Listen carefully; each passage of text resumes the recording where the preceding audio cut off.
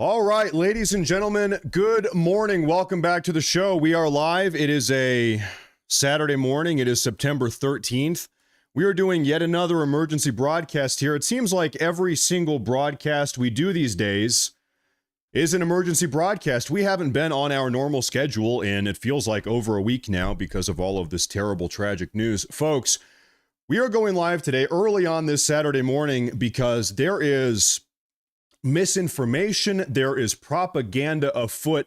Last evening, really yesterday afternoon, we started seeing a very strange, very curious, very abnormal narrative pop up amongst all of the left-wing media outlets, all of the left-wing pundits, fellow YouTubers, left-wing YouTubers, podcasters, Rumblers, whatever.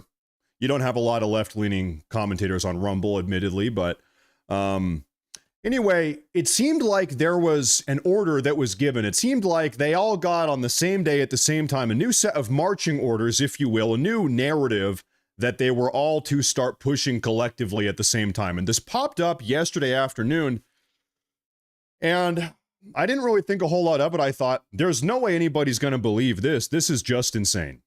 Well, I went to bed last night. I woke up, and lo and behold, now this new narrative coming from the left has taken root. Now it is, as far as they are concerned, it is the narrative. This is truth. They are creating truth in real time. Although it is not the truth, it is just a lie, a total fabrication. And so I want to tell you what I'm talking about. The new narrative coming from the left that has really latched on all of the left-leaning voters, the electorate, normal, regular, leftist people, Democrat voters, have latched onto this hook, line, and sinker. As if it is the objective universal truth. They are pushing this narrative that Charlie Kirk was assassinated not by a member of the far left or not by a young man who was radicalized by the far left. Instead, Charlie Kirk was assassinated by a young man. His name is Tyler Robinson, is the assassin's name. Is that correct? I believe so. They're pushing the narrative that Charlie Kirk's assassin was actually a member of the further right, that Charlie Kirk is kind of a moderate, maybe center-right figure. He is more of a moderate. And that Charlie Kirk was not assassinated by anyone to the left of Charlie Kirk, but that Charlie Kirk was assassinated by someone far to the right of Charlie Kirk. And the word for this person they are using, we have to go through a crash course because I think a lot of you guys probably don't know some of the terminology here. They are saying that Charlie Kirk's assassin was a Groyper.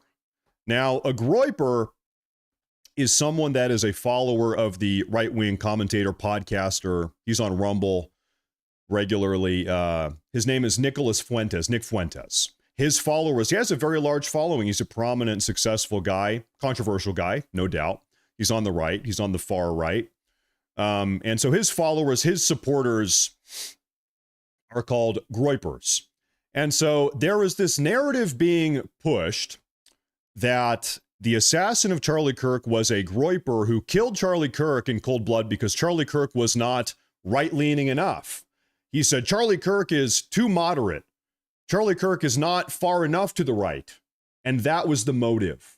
And so this is now the narrative coming from the progressive left. By the way, this is bullshit. We all know this is completely and totally unsubstantiated.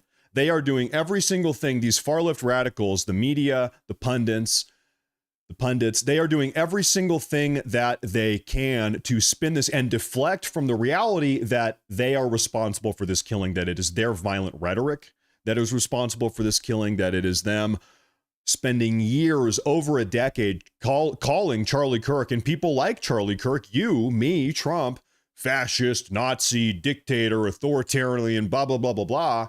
It is their rhetoric that has actually instigated this wave of political violence, political assassinations now. We've seen attempted assassinations. We've seen successful assassinations now, as of a couple days ago.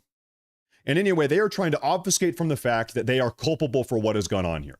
And so today, we are going to do something a little bit special on today's broadcast. We are going to do a comprehensive deep dive on the entire history of Charlie Kirk's assassin, where he came from, what his deal is, what his origin story is, what his motives are. Why did he do this? Because this fake news is just driving me insane. We need to set today's broadcast is dedicated to correcting the record and setting the record straight. I'll tell you, like I said, I went to bed last night. I saw this story just starting to pop up.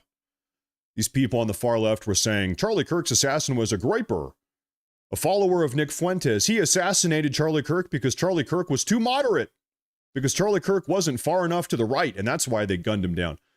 Total bullshit. But I saw this popping up last night. I went to bed, I woke up. I've been keeping tabs on my own personal Facebook account, like my personal private Facebook account, because like I've told you guys, I grew up in the Portland, Oregon area. Portland, Oregon.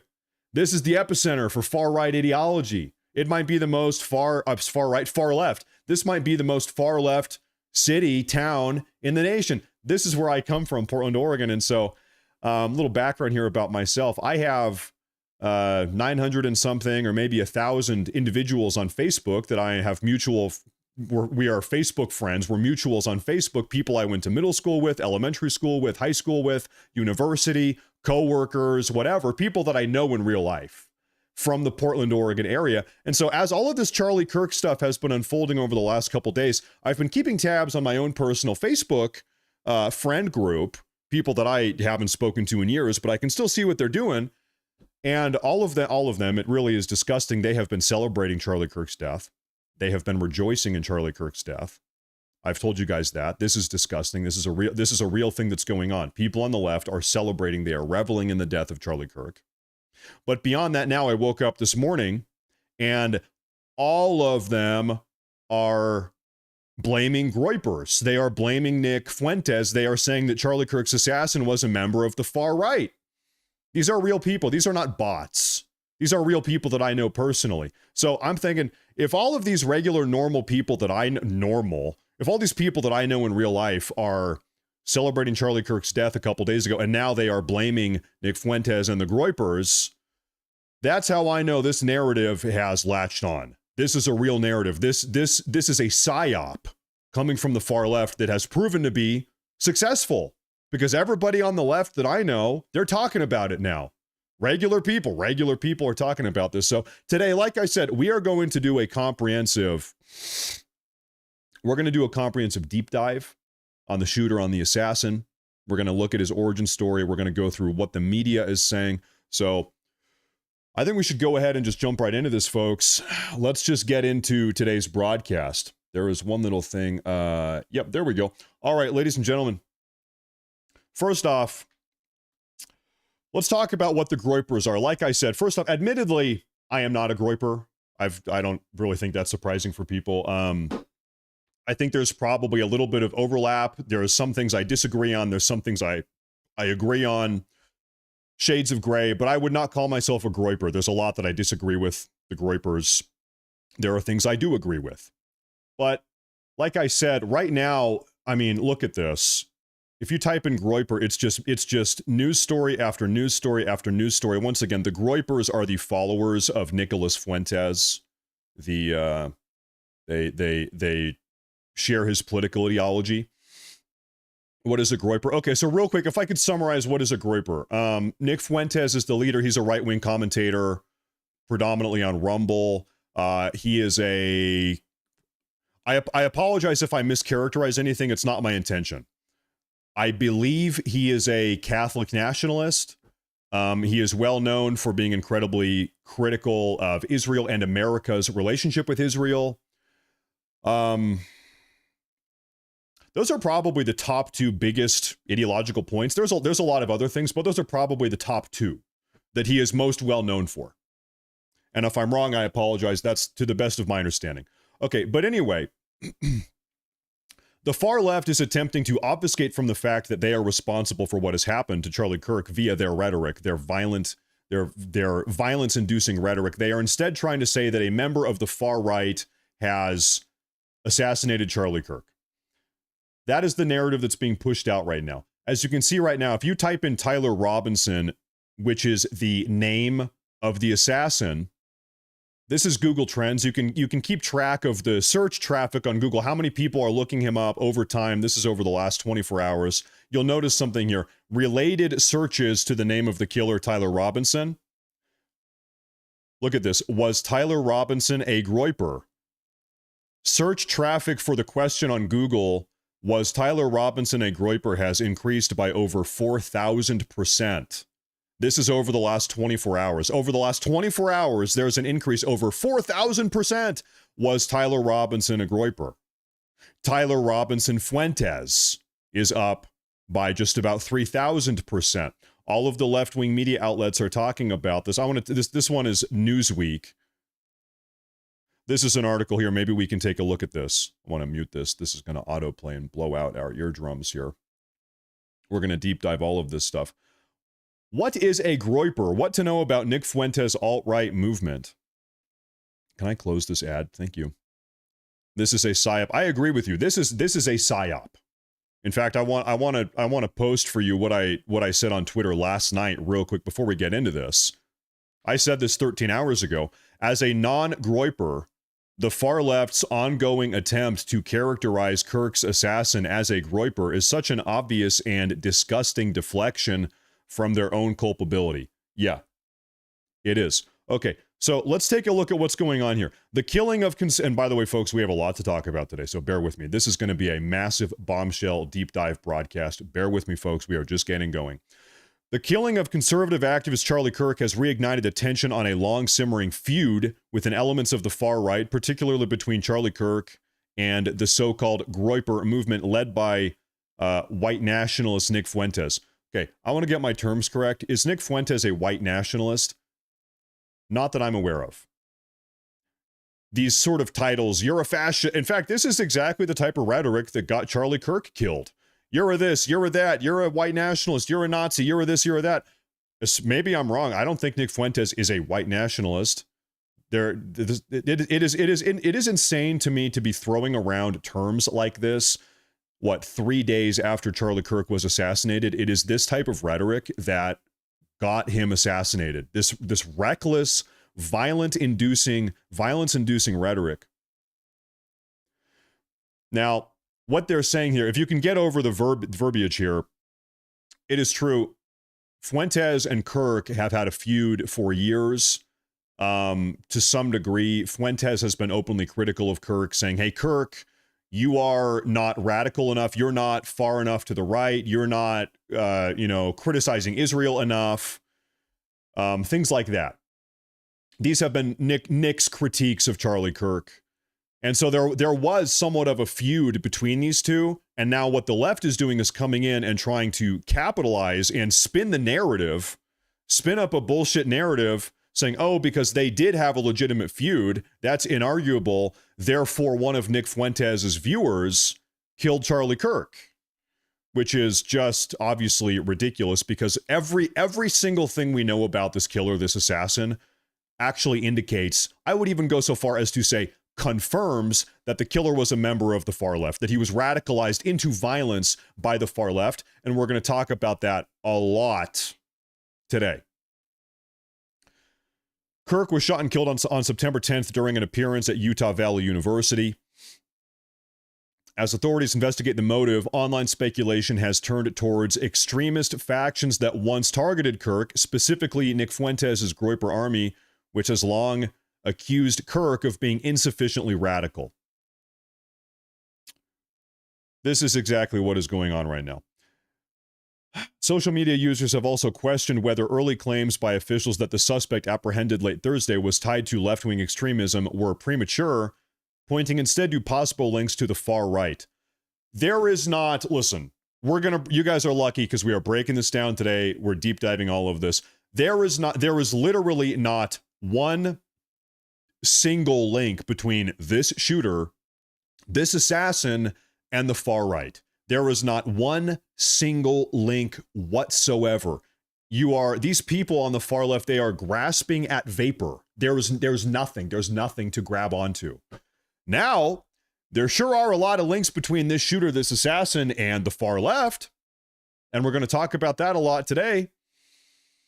Let's take a look here. Nick Fuentes has actually personally responded. He is the leader of the Groypers.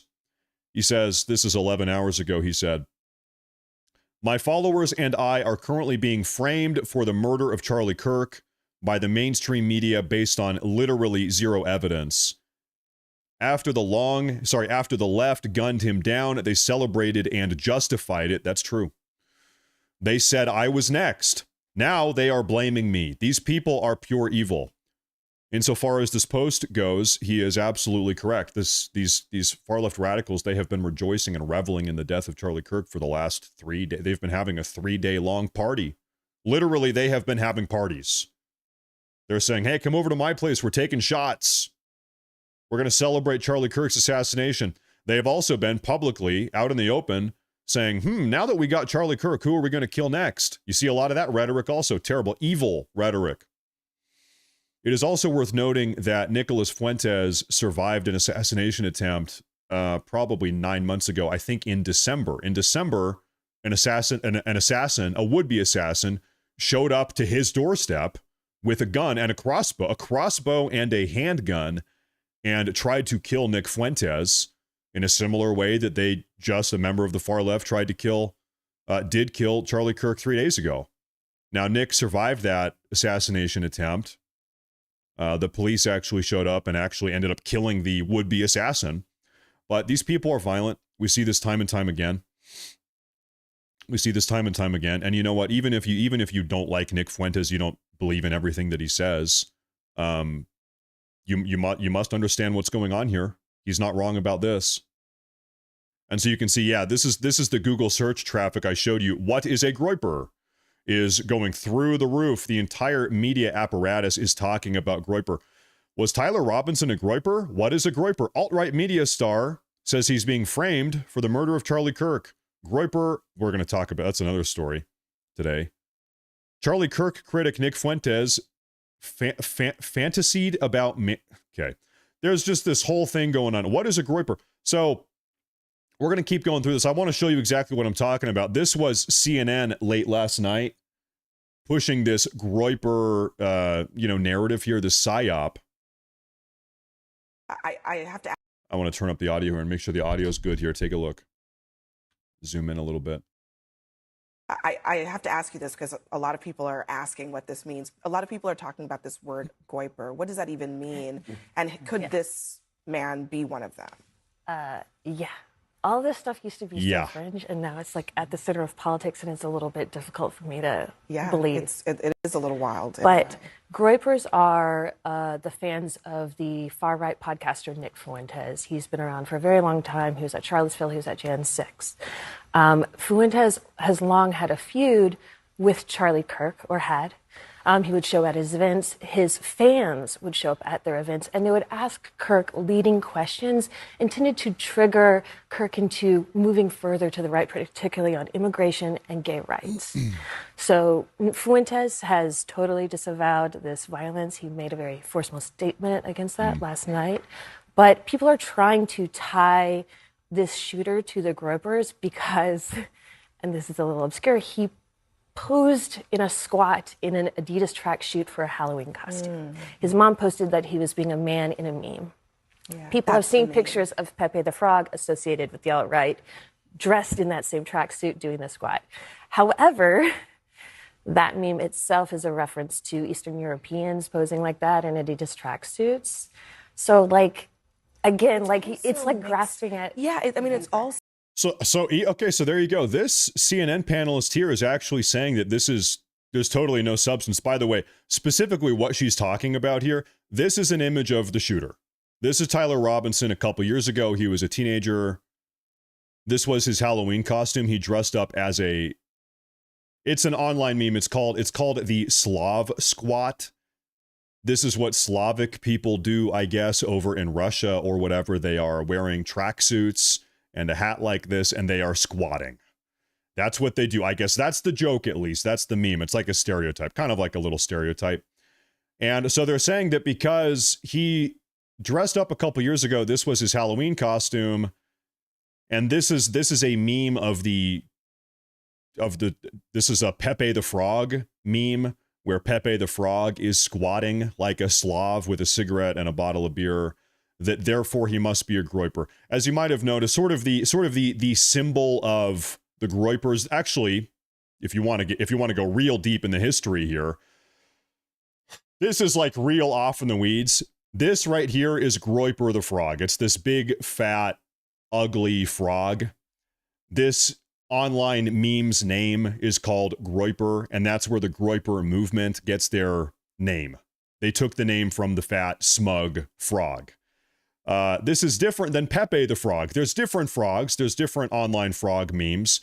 That is Groyper the frog. This on the left is Pepe the frog. There's different frogs. Not all frogs are the same. And so anyway, what the left is trying to say here, I'm trying to find this image.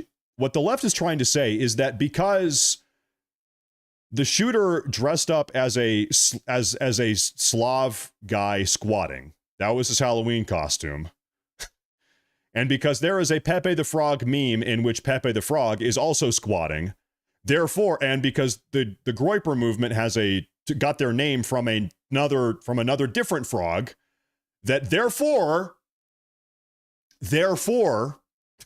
look, this is so stupid. You guys understand how stupid this is. That therefore the shooter must be a Groyper. He must be. This has got to be the most intellectually offensive psyop ever. This is the most incompetent, stupidest thing I've ever heard in my entire life.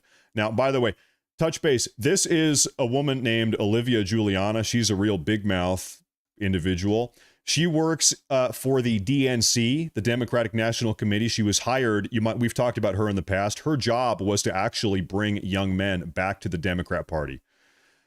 As you might have noticed, young men don't really want anything to do with the Democrats. And so she is the Democrat Party's secret weapon to get young men back voting for the Democrats, back in the Democrat Party. They hired her specifically to accomplish that task. Now, she had something just incredibly stupid to say. She said yesterday that the Groypers are claiming the shooter on 4chan, that the Groypers are taking credit for the shooting on 4chan. 4chan, there's like a lot of obscure internet terminology here, so I apologize. I'm going to try to do my best to explain all of this. 4chan is an anonymous image hosting website. You can leave a comment, post an image, and it's all anonymous. There's no usernames or anything like that, so it's totally anonymous. She's saying that she took a bunch of screenshots from 4chan, images from 4chan, in which she is alleging that the Groypers are taking credit for the killing. Groyper confirmed. Nick is so fucked, it's unreal. Is he our guy? In reference to the shooter here. Now, by the way, once again, this is a totally anonymous website. Anybody could have posted this. In fact, she herself could have posted this. Anybody could have posted this. This is the most, it's like doesn't matter. So that, and she has 2 screenshots here from the anonymous website 4chan. And so that, by the way, once again, this is the woman that works for the DNC whose sole objective is to bring Democrats bring young men back into the Democrat fold. This is the stupidest thing. These people are so stupid. But like I said, I woke up today and this Groyper narrative that the Groypers are responsible for Charlie Kirk's assassination, this narrative is proving to be successful. There's a reason why we are talking about this today. Normally, I wouldn't waste my time talking about just like totally stupid, incompetent, leftist, narratives like this.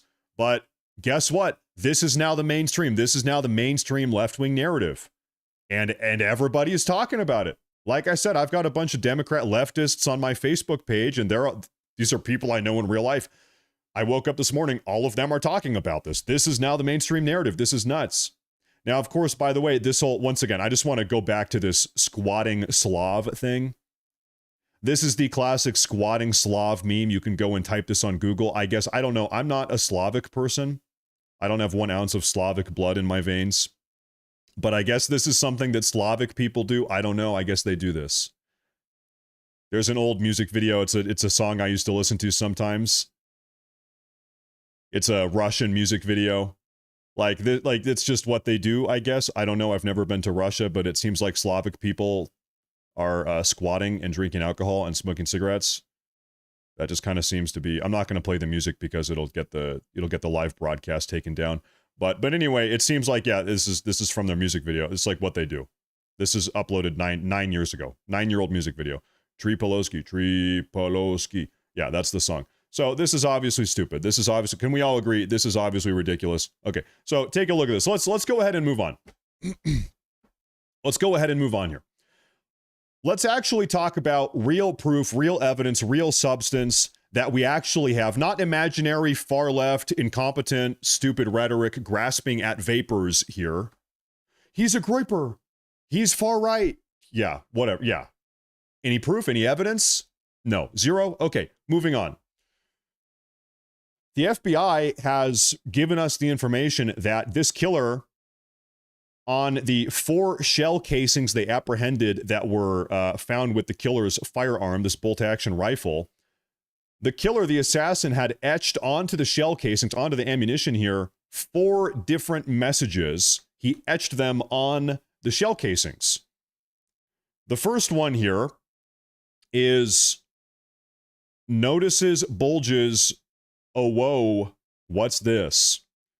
Now, this is another maybe obscure online meme or joke or reference, whatever you want to call it. So I'm going to explain this. This is a gay, transgender, furry meme or joke.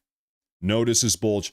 To be a little bit more descriptive, this is disgusting. The bulge is the bulge of a transgender person's genitals. That is what this is referencing. What's this? So the assassin decided to etch this on the side of one of their shell casings. That's what they did. This is a transgender gay furry thing, joke. That's the first one. The next one said, "Hey fascist, catch." He etched this on one of the shell casings that he had planned on using to kill Charlie Kirk. The implication here being that Charlie Kirk is a fascist, and the assassin wanted Charlie Kirk to catch his bullet. Catch the bullet, Charlie Kirk, you fascist. That's the implication here.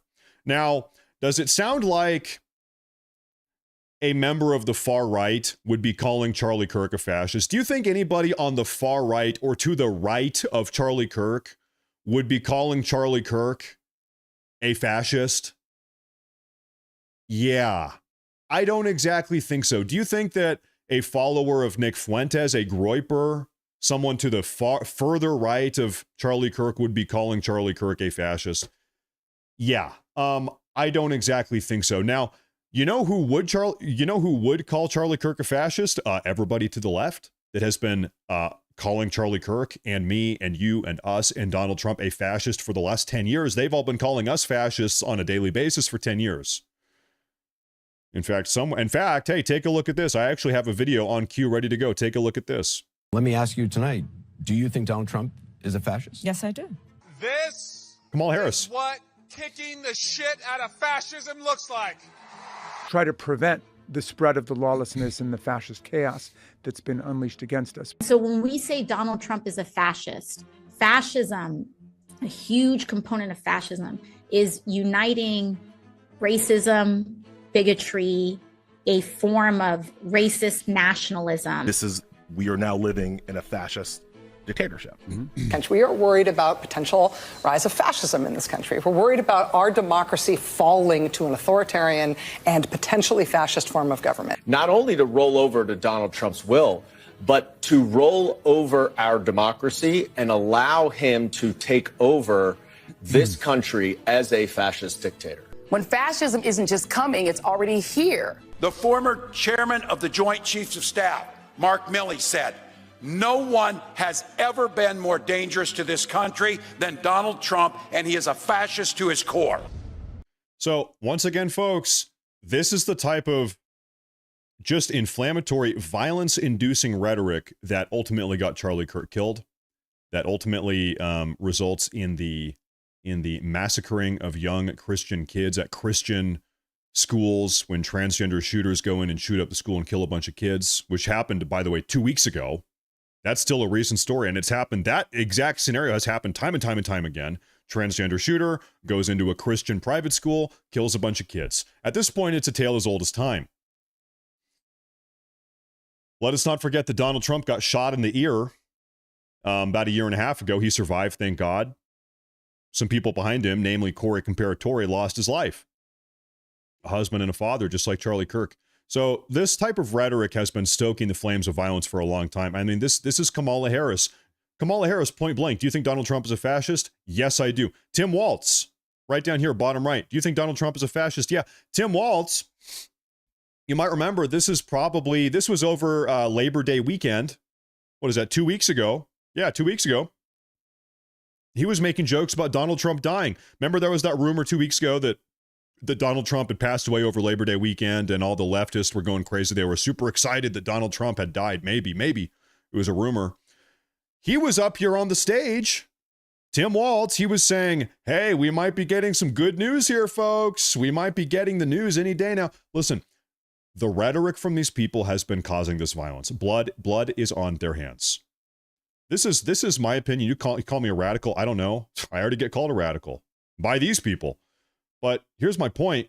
Listen, if you're one of these people on the left that has spent the last 10 years calling Donald Trump or MAGA Republicans or Republican voters or Charlie Kirk a fascist, a Nazi, a white supremacist, or whatever, a constitutional crisis, a threat to the country, you are complicit in this violence. That's where I'm at. Okay, and the reason why is because it is that rhetoric that has resulted in the death of Charlie Kirk, the death of other people as well. If you are someone that has been using these words, using this rhetoric, stoking the flames of this division and this violence, the blood is on your hands as well. You are complicit. And we all know this is the case. And so this is why all of these people, everybody on the left, this is why they are so hell-bent on shifting the focus away from themselves and onto the Groypers. No. We're not responsible. We're not culpable for any of this violence. It's Nick Fuentes. It's the Groypers. It's the Groypers who did it. Ignoring the fact that literally every single shred of evidence relating to Charlie Kirk's assassination indicates the otherwise. So once again, we have notices bulges, ooh woo, which is a transgender gay furry joke. We have hey fascist, catch, was etched on another one of these shell casings. This one was a surprise to me because I haven't played this video game. This is a video game reference. This is obscure. Etched onto one of these shell casings was a video game cheat code. Up, right, down, down, down. Up, right, down, down, down. Which I guess here, everybody's talking about this now. This is a video game cheat code for the video game Helldivers 2, which calls forth a 500 kilogram bomb. Anyway, it calls forth a big bomb. So you can suppose that this is how the assassin, the shooter, viewed his bullet. He's calling forth a bomb. He's summoning a bomb. And the game is called Helldivers 2. You can look into that, I guess, as much as you want. Is that a good game? No, it's a bad game. Okay, I don't know. I haven't played it myself. I was always a World of Warcraft guy. I'm a World of Warcraft guy.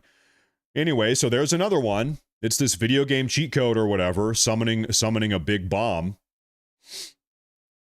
And then, of course, this is, one of the most interesting of all of these here. It's lyrics to a song. It says, Bella Ciao, Bella Ciao, Bella Ciao, Ciao, Ciao. These are lyrics taken from a World War II era Italian anti-fascist song. The anti-fascists in World War II era Italy that were resisting Mussolini's regime, the Italian fascist Mussolini. This was a World War II era resistance song that they sang in resistance of Mussolini's fascist regime. Bella Ciao, Bella Ciao, Bella Ciao, Ciao, Ciao. And so it's like, come on, guys. Okay, we are being told, we are expected to believe that this shooter is a far-right extremist radicalized by Nick Fuentes. He's a Groyper. He killed Charlie Kirk because Charlie Kirk wasn't far enough to the right, because Charlie Kirk wasn't enough of a right-wing extremist when on, I'll comfortably say 3 of the 4 shell casings, arguably the 4th one also. This is a gay transgender joke.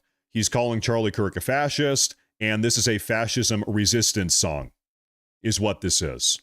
Oh, and then the other one here, I apologize. There's the other one, the final one. I forgot about this. That said, if you read this, you're gay. Lol. LMAO. Mocking law enforcement. He knew that at some point law enforcement was going to get a hold of the shell casings. They always do. And so he's mocking law enforcement here. Folks, I have not taken a look at a single super chat. I have been probably the worst broadcaster in the history of broadcasting today. Why don't we go ahead and take a quick little break here? We have a lot more to talk about. Really, we do. Really, we are just getting going. Let me take a look at some super chats. I apologize if I have missed anything. I really do. I really do. Bovine says we should address Nepal. I actually disagree. I'm not going to talk about Nepal at all today because I'm busy talking about stuff that's happening in America right now and the assassination of Charlie Kirk. Thank you, though. I appreciate that. This is Skunk96. He says, why are these politicians not arrested? You and I saw the video in the past that these Democrats threaten us with violence. You know what? I think, listen, I've been saying this for a couple days now. I want President Trump to get more directly involved in this. We need to make sure that this does not happen again. Thank you very much. I appreciate that. This is JL. He said, I bet he got drunk at a college party, boned a transgender person, and couldn't deal with realizing that he was now gay. Him trying to rationalize it is radicalizing him. Seen it happen before. I don't know. I don't even want to speculate into this person's sex life. However, we do have some breaking news that came out right as I was going live with today's broadcast. I have this right here. I want to actually, where is this?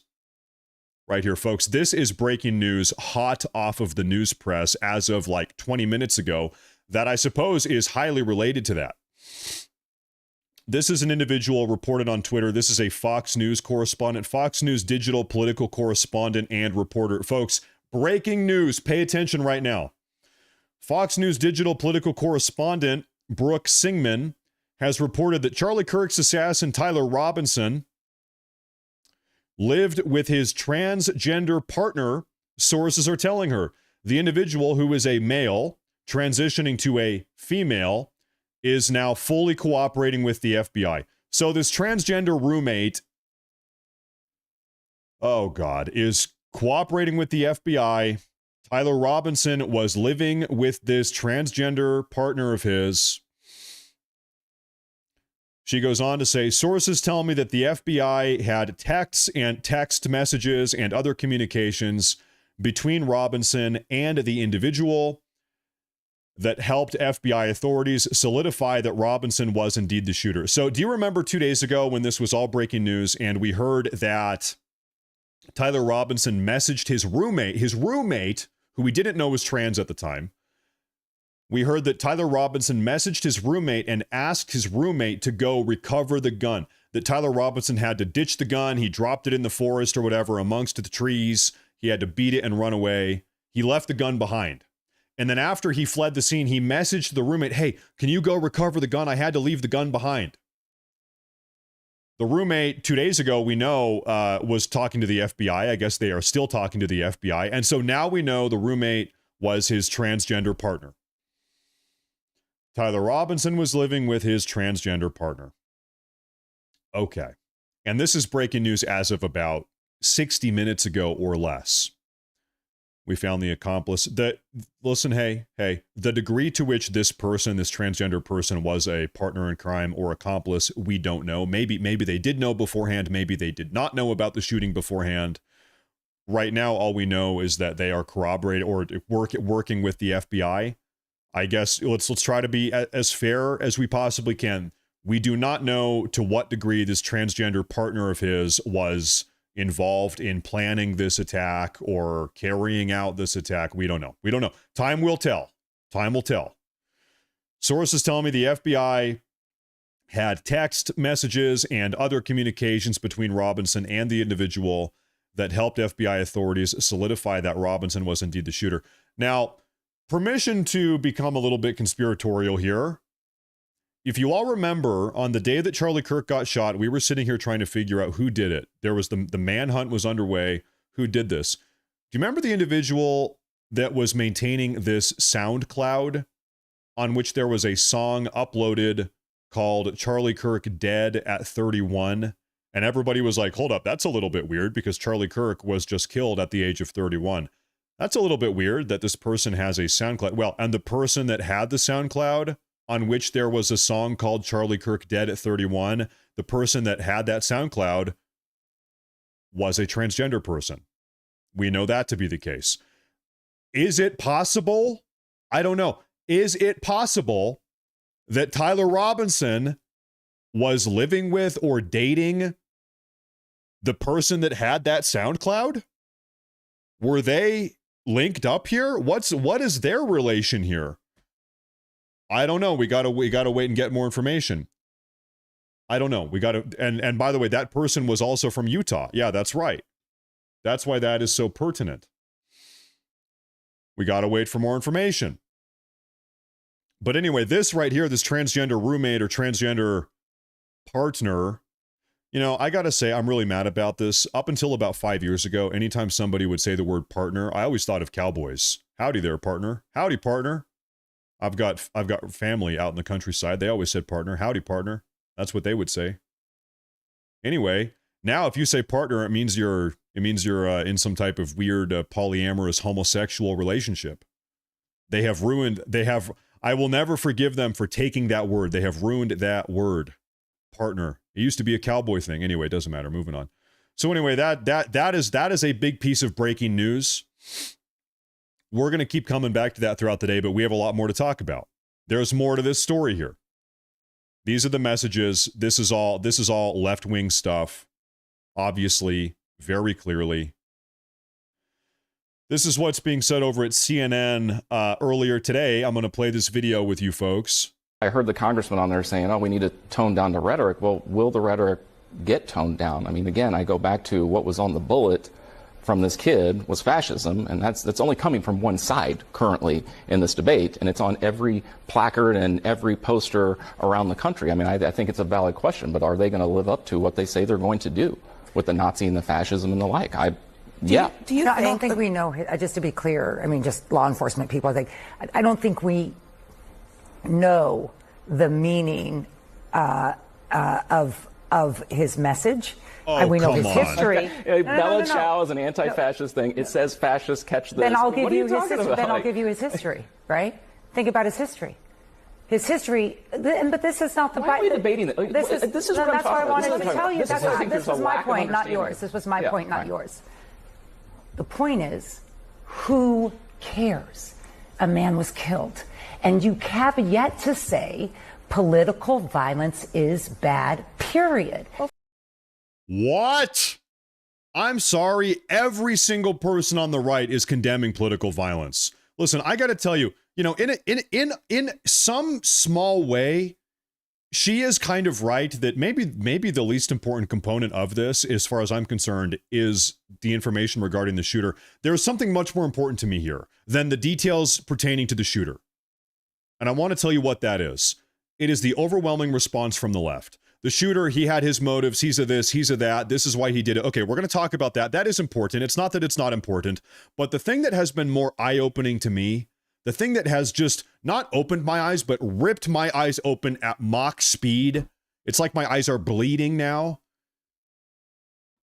is the overwhelming response from the left. These people on the far left, they have been cheering and celebrating and promoting and glorifying political violence. That is the thing that has blown my mind, is the response from the progressive left. And you know what? Not even just from the, I've been saying far left, I've been saying progressive left. It's like regular people. It's people that I 5 days ago thought were somewhat reasonable and somewhat well-adjusted. These are people, like I said, I keep bringing up my own personal Facebook here. These are people I went to school with. These are teachers that taught me and educated me in middle school and high school. People I went to university with, former coworkers of mine. I hate to say this, distant family members of mine on Facebook that I know personally that I have celebrate Thanksgiving with, that are celebrating and reveling and taking delight in the fact that this man was murdered in cold blood. That is perhaps the most eye-opening, sickening thing about this. You talk about the shooter. We're going to talk about the shooter, what his motives were, but it is the response from the left that I will never forget. I will never forget that. I guess I'll finish this clip here while I paused it. That's all that people want from the president. That's all. And we're getting the spin up of the you and this and what. Stop counting. Well, stop looking, because you're not going to divine a perfect motive in this case. I think we're looking for it. You're not going to divine it. We know the motive. The shooter, quite literally, I'm going to close these Slav squat tabs. The shooter literally told us what the motive is. He said, hey, fascist, catch. He's calling Charlie Kirk a fascist. Hey, fascist, catch this bullet. Bella ciao, bella ciao, bella ciao, ciao, ciao. This is an anti-fascist resistance song. This is one of the songs that all these Antifa members are chanting and singing as they march through the streets and burn down property and kill people. What do you mean we're not going to be able to figure this out? The shooter told us, he himself told us what is the motive here. And of course, she's playing coverage for the far left because I'm sure if you start digging through this woman's history, how many times has this woman on the right called Trump a fascist? Or called Charlie Kirk a fascist? Or called all of us MAGA Americans, Republican voters, fascists? You want to know the reason why she's saying, hey, stop looking. Hey, it doesn't matter. Hey, we're never going to be able to figure it out. It's not a big deal. It's because she knows that she is culpable for this. She knows that to some degree she bears, and all the people like her bear some responsible for the blood that is running on the streets. That is why she is saying, stop asking questions. That is what's going on here. Matt Walsh chimes in. Unsurprisingly, the left is gearing up to pin this on Nick Fuentes by claiming the killer was a Groyper. Unfortunately for them, that claim doesn't fit any of the facts on the ground. True, Matt Walsh. Not that they give a damn about facts. The killer labeled Kirk a fascist. That is a term only ever used by the left as an insult to the right. The idea that he killed Charlie for not being right-wing enough, but also considered Charlie a fascist, is totally incoherent. Absolute nonsense. Yes, it is. Yes, it is absolute nonsense. Matt Walsh is totally on point. Yeah, by the way, I see people, people keep on coming in here and bringing this up because it is breaking news today. This came up about an hour ago. We've talked about this. I'm going to bring it up again. According to Brooke Singman, who is a Fox News digital political correspondent and reporter working for Fox News, she has just reported about 1 hour ago that Charlie Kirk's assassin, Tyler Robinson, lived with his transgender partner. They were roommates. They were romantic partners. The individual, who is a male transitioning to female, is now fully cooperating with the FBI. This is breaking news hot off the press as of about an hour ago, coming out of Fox News. Tyler Robinson was living with his romantic partner, this transgender individual. Okay, so that is a part of this equation as well. We got to see. We're going to keep on moving on here. I'm going to close that. We heard from Matt Walsh. Let's get back to this allegation that the shooter was a Groyper. He was a Groyper. Ben Shapiro actually chimed in on this. Ben Shapiro and Nick Fuentes obviously hate each other. This was on Bill Maher last night. I'm going to take a listen to this with you guys here. If there's a shooting at a synagogue, it is very likely to be either a white supremacist or a radical Muslim. If it is a shooting of a Republican politician, it is very likely to be a trans Antifa Marxist shooter. That is just not true. We don't know what this kid is. We do know this kid was of the left. We do know that. We do know what? That this kid was of the political left. That is according to contemporaneous reporting from The Guardian as well as Tablet Magazine today. It's 2 days out. We don't know shit, Ben. But we don't know shit. They never do. The internet is undefeated in getting it wrong.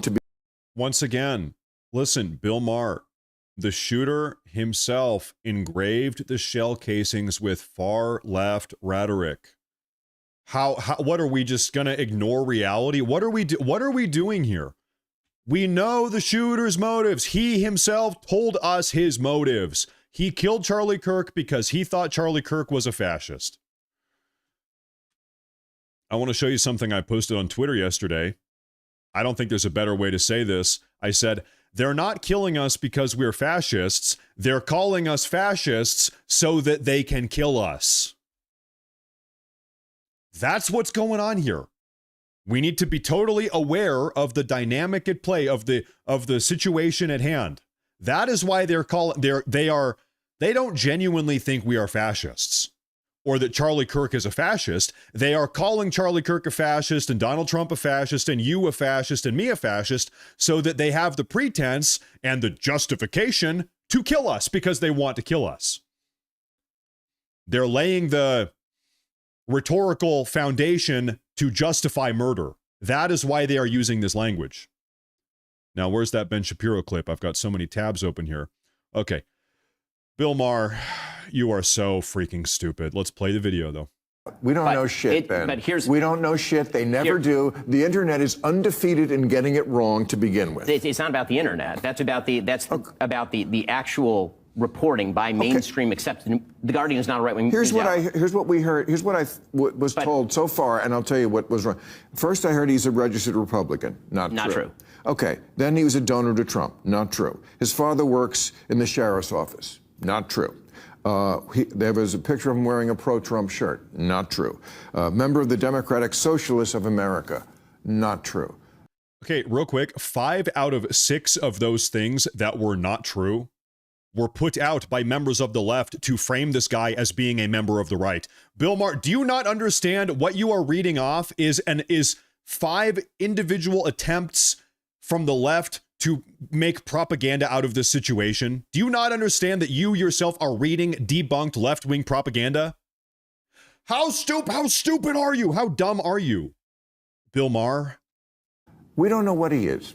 Well, how are you so sure he's of the left? Now, I agree when you write on a bullet, what did he write on the bullet? Catch this fascist, which is also a gamer thing. Okay, but now I'm hearing he may have been part of that group for whom Charlie Kirk was not right-wing enough. You mean the Groypers? Yes. I mean, so that would. You're sure he's not that? I'm not sure that he's not that. A minute ago you were sure what he was. Hold on, Bill. Hold on. Okay, because I've been. You were.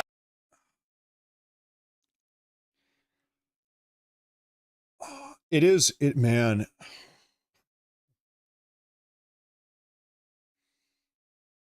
It is hard to have faith in democracy when you realize over the last couple of days you have situations like this and you realize just how many stupid, incompetent people we have in this country. It's like, man, listen, so you're telling me that our country ought to operate, everybody has a vote, we all get an equal say in how the country should operate.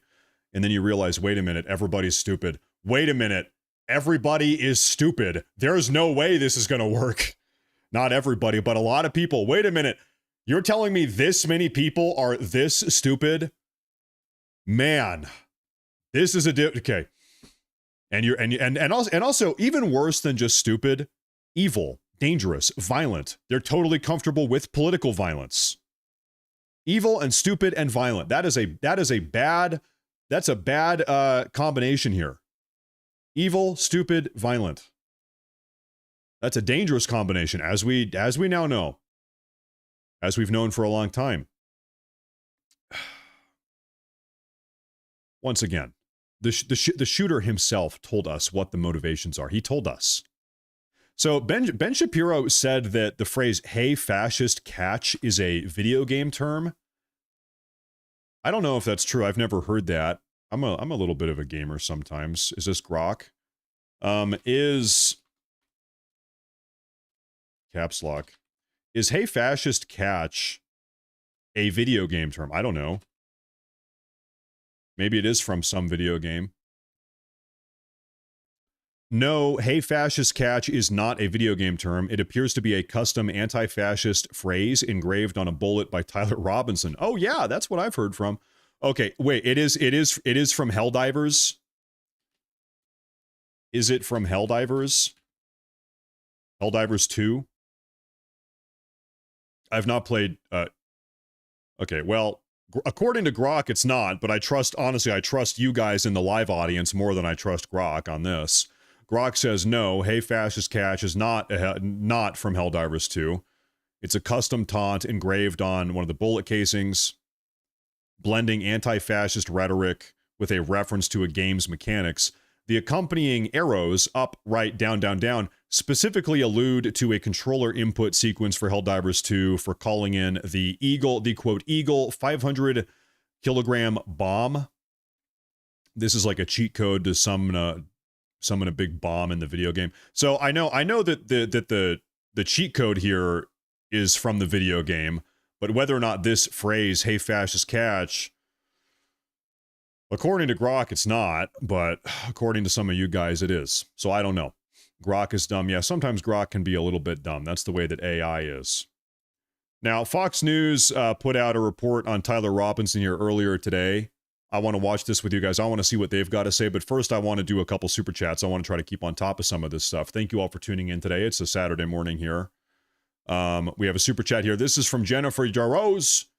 Back again. She says, blatant lies paid for by the left at every protest for years too. Insane liars pushing terrorism. There must be more consequences. You know, I'm gonna can I be honest here for a minute? And I'm not telling you this is what I want or what I don't want. In fact, I don't want this. I do not want this. But I do think that this is where we are going. And I'm not happy about it. But this is if I have to look at my crystal ball here, if I'm going to be Nostradamus here for a second, I would bet that in the next 10 years, we have some sort of online ID, some sort of virtual ID system. In China and South Korea and Japan, all of your online user activity, everything you do on the internet is directly tied to what is effectively your social security number. So your online anonymity is gone. Everything you do on the internet is directly tied to your personal identification in real life. I would bet that that is the way things are going right now. And I'm not even championing that. I actually don't want that. I think that's a bad idea. But I think that if we talk about just how violent this online rhetoric is becoming, how dangerous things are becoming, I think that that is probably where the country is going. Do I want that? No. But if I had to make a bet, if I had to place a bet right now about where we are going to be 10 years from now, I think that's probably where it's going to be. And I think all of this far left violent rhetoric that we are seeing everywhere on the internet, literally everywhere nonstop, I think that rhetoric, that violent rhetoric, is going to be used as a pretense or a justification to institute that kind of identification, online identification system. I think that's probably where we are going. But anyway, I appreciate that super chat. Thank you very much. I'm getting a bit rambly there. When are people going to realize they don't want to talk? They just want to keep denying facts because they just want us angry.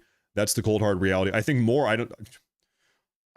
don't think the left wants us angry. I think a lot of them want us dead. That's what I think. I think we are. In fact, I don't think that they are. I know that they are telling us that. Many members of the left, they are explicitly telling us that. They just want us dead. They are totally mask off over the last couple days. This is Dizzy Dial. Maher was more concerned with the shooter's political opinions and not the fact that a man was shot over his political opinions. You know, that was one 90-second clip. I'm sure that was from a whole 1 hour long broadcast. I'm not going to say that because maybe earlier on in the show he did say, you know, rest in peace Charlie Kirk. I'm not sure, but definitely a lot of people on the left, they are not only ambivalent about the death of Charlie Kirk, they are celebrating the death of Charlie Kirk. You see that all the time. Let's see what Fox News has discovered about this guy. Take a look at this. I just want to find out, well, give everybody an idea of who Tyler Robinson is. I don't want to make him famous, but I think it's important we find out, we let you know who he is and what led to this moment. I mean, first off, we find out that he's 22 years old. And we see video online before they were able to take it down of this guy's grades. His ACT, SATs, literally perfect. His grades in 8th grade, 9th grade, 10th grade, 11th grade, off the charts great. He reads on camera a letter that says you basically have a $32,000 scholarship to go to a school. So you think this guy's heading towards a scholarly life. They said he was quiet. But he had friends in high school. Well, something went wrong. Can you imagine the smartest guy you know only lasting a semester in school and then ends up at a technical school? And there's nothing wrong with the technical school. But when you have a person who's a brainiac, who's diving into the books, gets a perfect score on reading, you don't think he's going to be an electrician, and ends up moving 10 minutes from his house. 10 minutes from his house, an apartment. He lived with a roommate, and we got to look into the roommate. Well, this video here is from 5 hours ago. That roommate, we got a breaking news report 1 hour ago now. Tyler Robinson, this assassin, lived with his transgender partner. The roommate is his transgender romantic partner. The individual, who is a male transitioning to a female, is now fully cooperating with the FBI. This is a report likewise coming out of Fox News. So that is the roommate. that he almost never left. In fact, the neighbors said he only came in and out, would never say hello. So what else can you tell him? No criminal record. No one saw anything about him. But we did hear about some unbalanced talk about his political leanings. The family and friends said he became more and more political and angry in recent years. Also, an interesting anecdote today. When the whole Benghazi thing came up, you watched here, and there's so many questions even today. Evidently, he would blow his friends away. I think he was in 8th and 9th grade, with how much he knew and the conspiracies that were out there. And the friends thought, how does this guy know all this? Well, he's online, and he's gaming, and he loved Call of Duty. And I know a lot of you out there love it, and you don't go kill people. I understand it. But if you want to know how a guy can be desensitized to kill for the first time and not think it's a big deal to put someone in the crosshairs, pull the trigger, and execute him, maybe because they did it a zillion times online. And okay, listen, okay.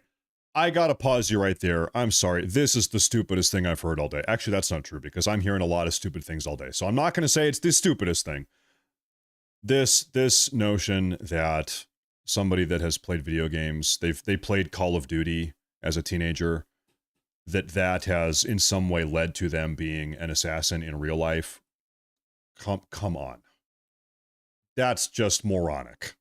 And he wasn't discerning enough to understand what reality was and what it isn't. Reportedly talked to disparaging terms at the dinner table. This is of late.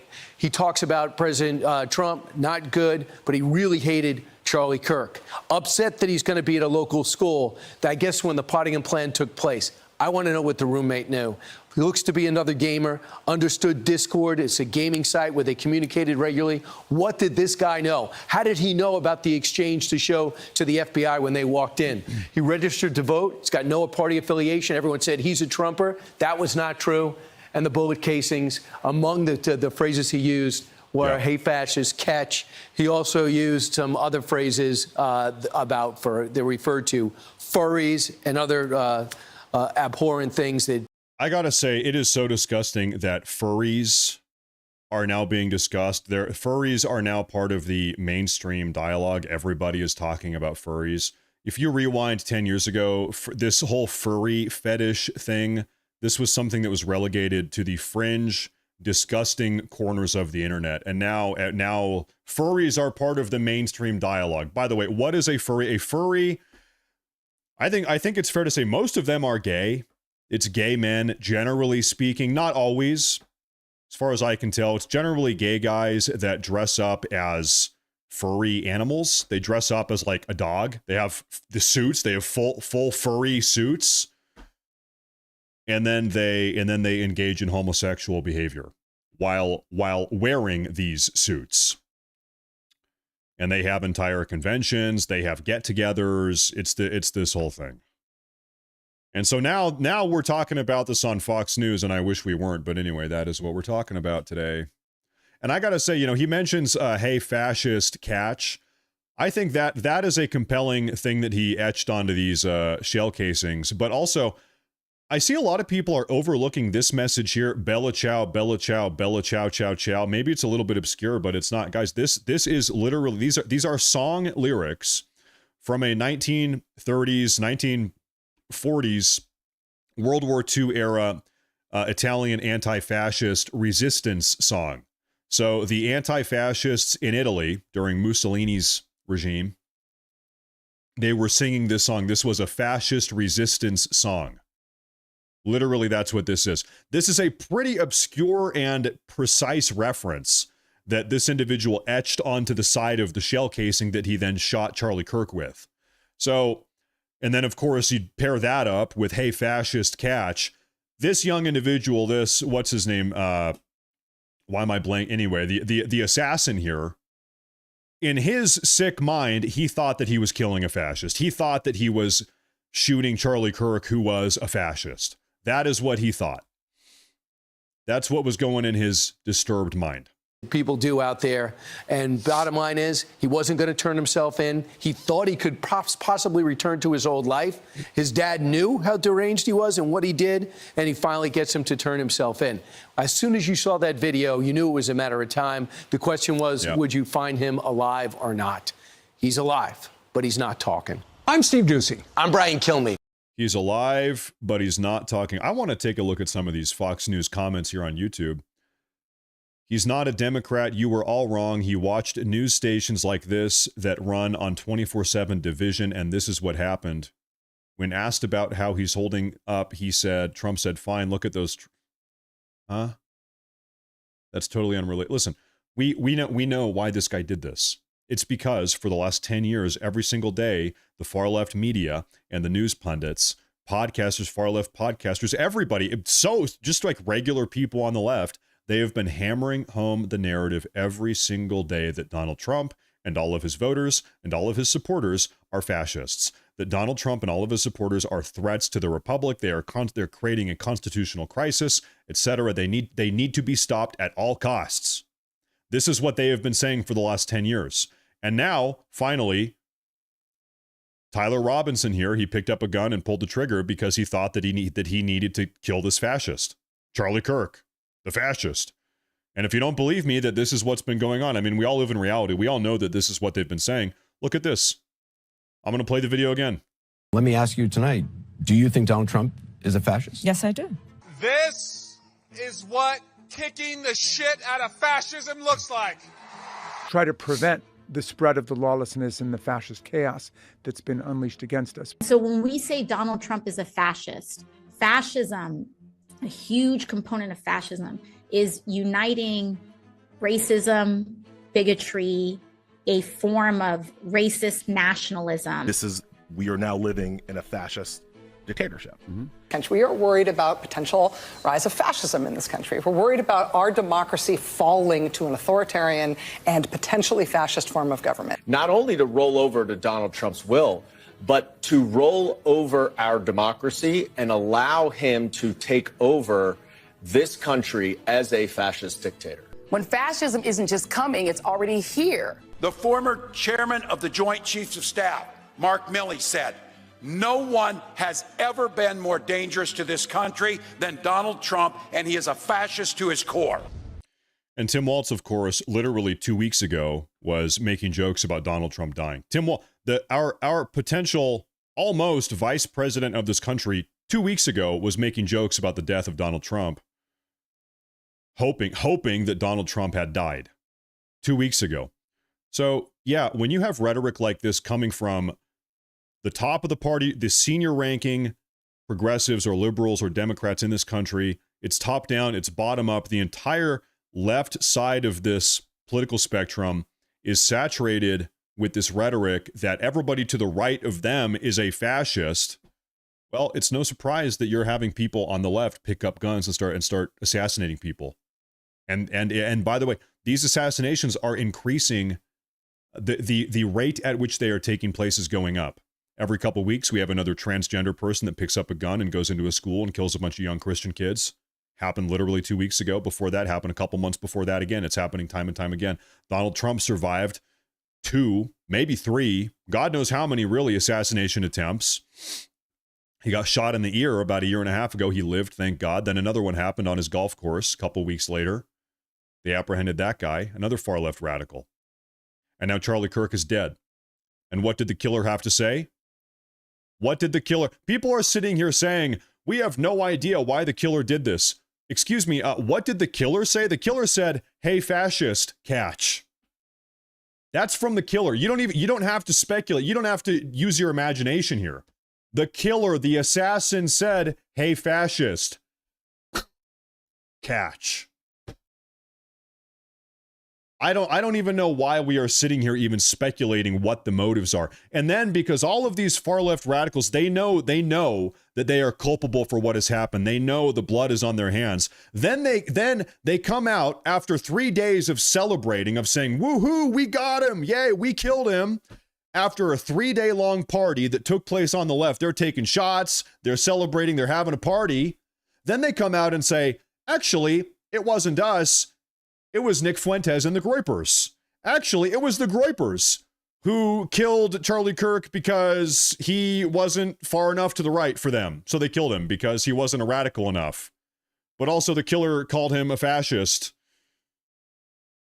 You can't make sense of this. This is totally nonsensical. And it's like, I don't know if they are stupid or if they just think that everybody else is stupid. I don't know if they themselves, if the ones pushing this incompetent story, this narrative that the killer is a Groyper, I don't know if they are the stupid ones or if they think that we are stupid enough to believe the bullshit that they are selling. It's hard to make sense of it. I don't know. Tim Pool on his broadcast last night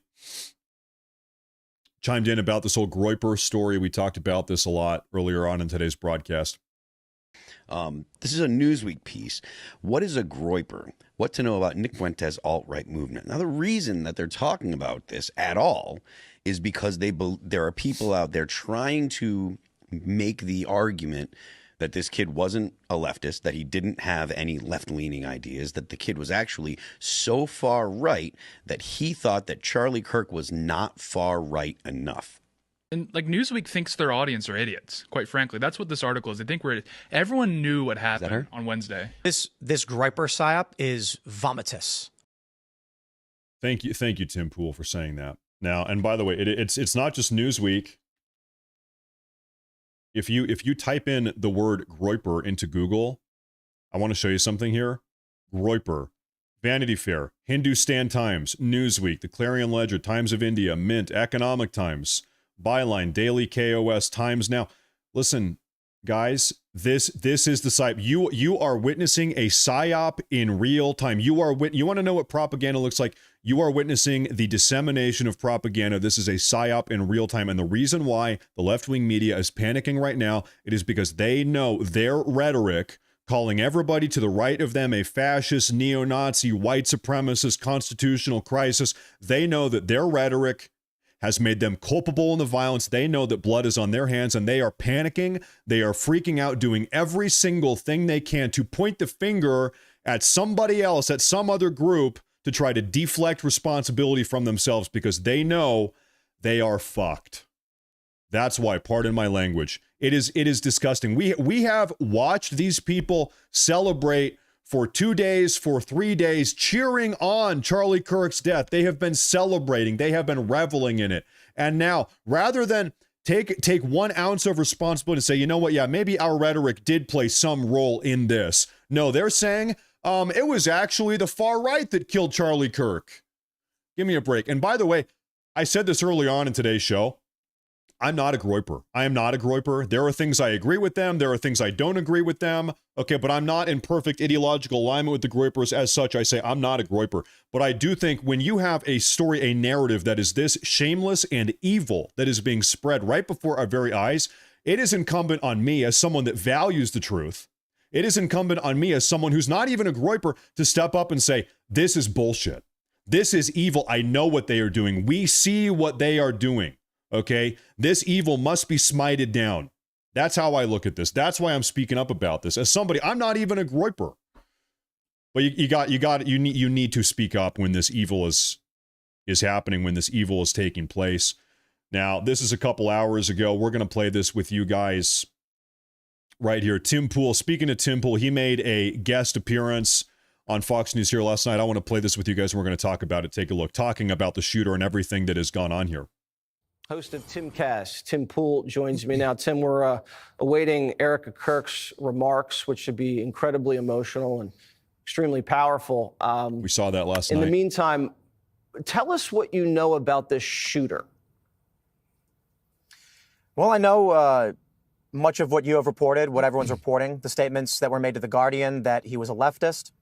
Someone has posted a video claiming to have gone to school with him, and they called him your typical Redditor. And anybody who's familiar with the social platform Reddit knows it is dominated by liberal left ideology.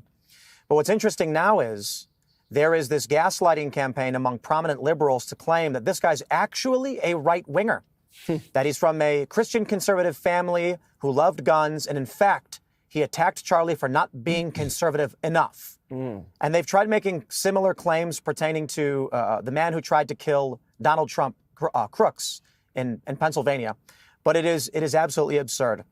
I've been dealing with this since the beginning of my career. I have dealt with physical assault attacks from the left, from violent extreme leftists. We called them the Black Bloc back during Occupy Wall Street. This was covered extensively when I was actually championed by the left for documenting Occupy Wall Street, and I was physically attacked by leftists. even to this day, the death threats that we receive, the security that I have to have every day it's tremendous. And I don't see the same thing among my liberal counterparts. They don't require the same degree of security. So it's a gaslighting campaign, in my opinion, because Donald Trump Jr. yesterday, he said something very true. The bullets are only firing from one direction. The bullets are only going one way. This is not a two-way bullet street these days. The bullets are only being fired from one side of the aisle right now, and I think we all know that that is true. In order to maintain the lie that the right is more violent, they do several things. They try to gaslight us in situations like this, that a conservative would shoot Charlie Kirk. He was the greatest tool in the arsenal of conservative values. And they go online, they use these NGOs, these nonprofits, to claim that a run-of-the-mill moderate conservative is the same thing as a white supremacist who wants to overthrow the government. They're so far removed from each other. That's the game they're playing now because they don't want to take responsibility for the rhetoric. The rhetoric they say every day when they accuse us of being Nazis or fascists or far right. They say this so that, as you've already pointed out, when the violence happens, no one likes a Nazi, right? But let me add this. I think the reality now. This is totally on point, and we've said this 10 times on the broadcast over the last couple of days. What have we seen from senior ranking Democrats all up and down?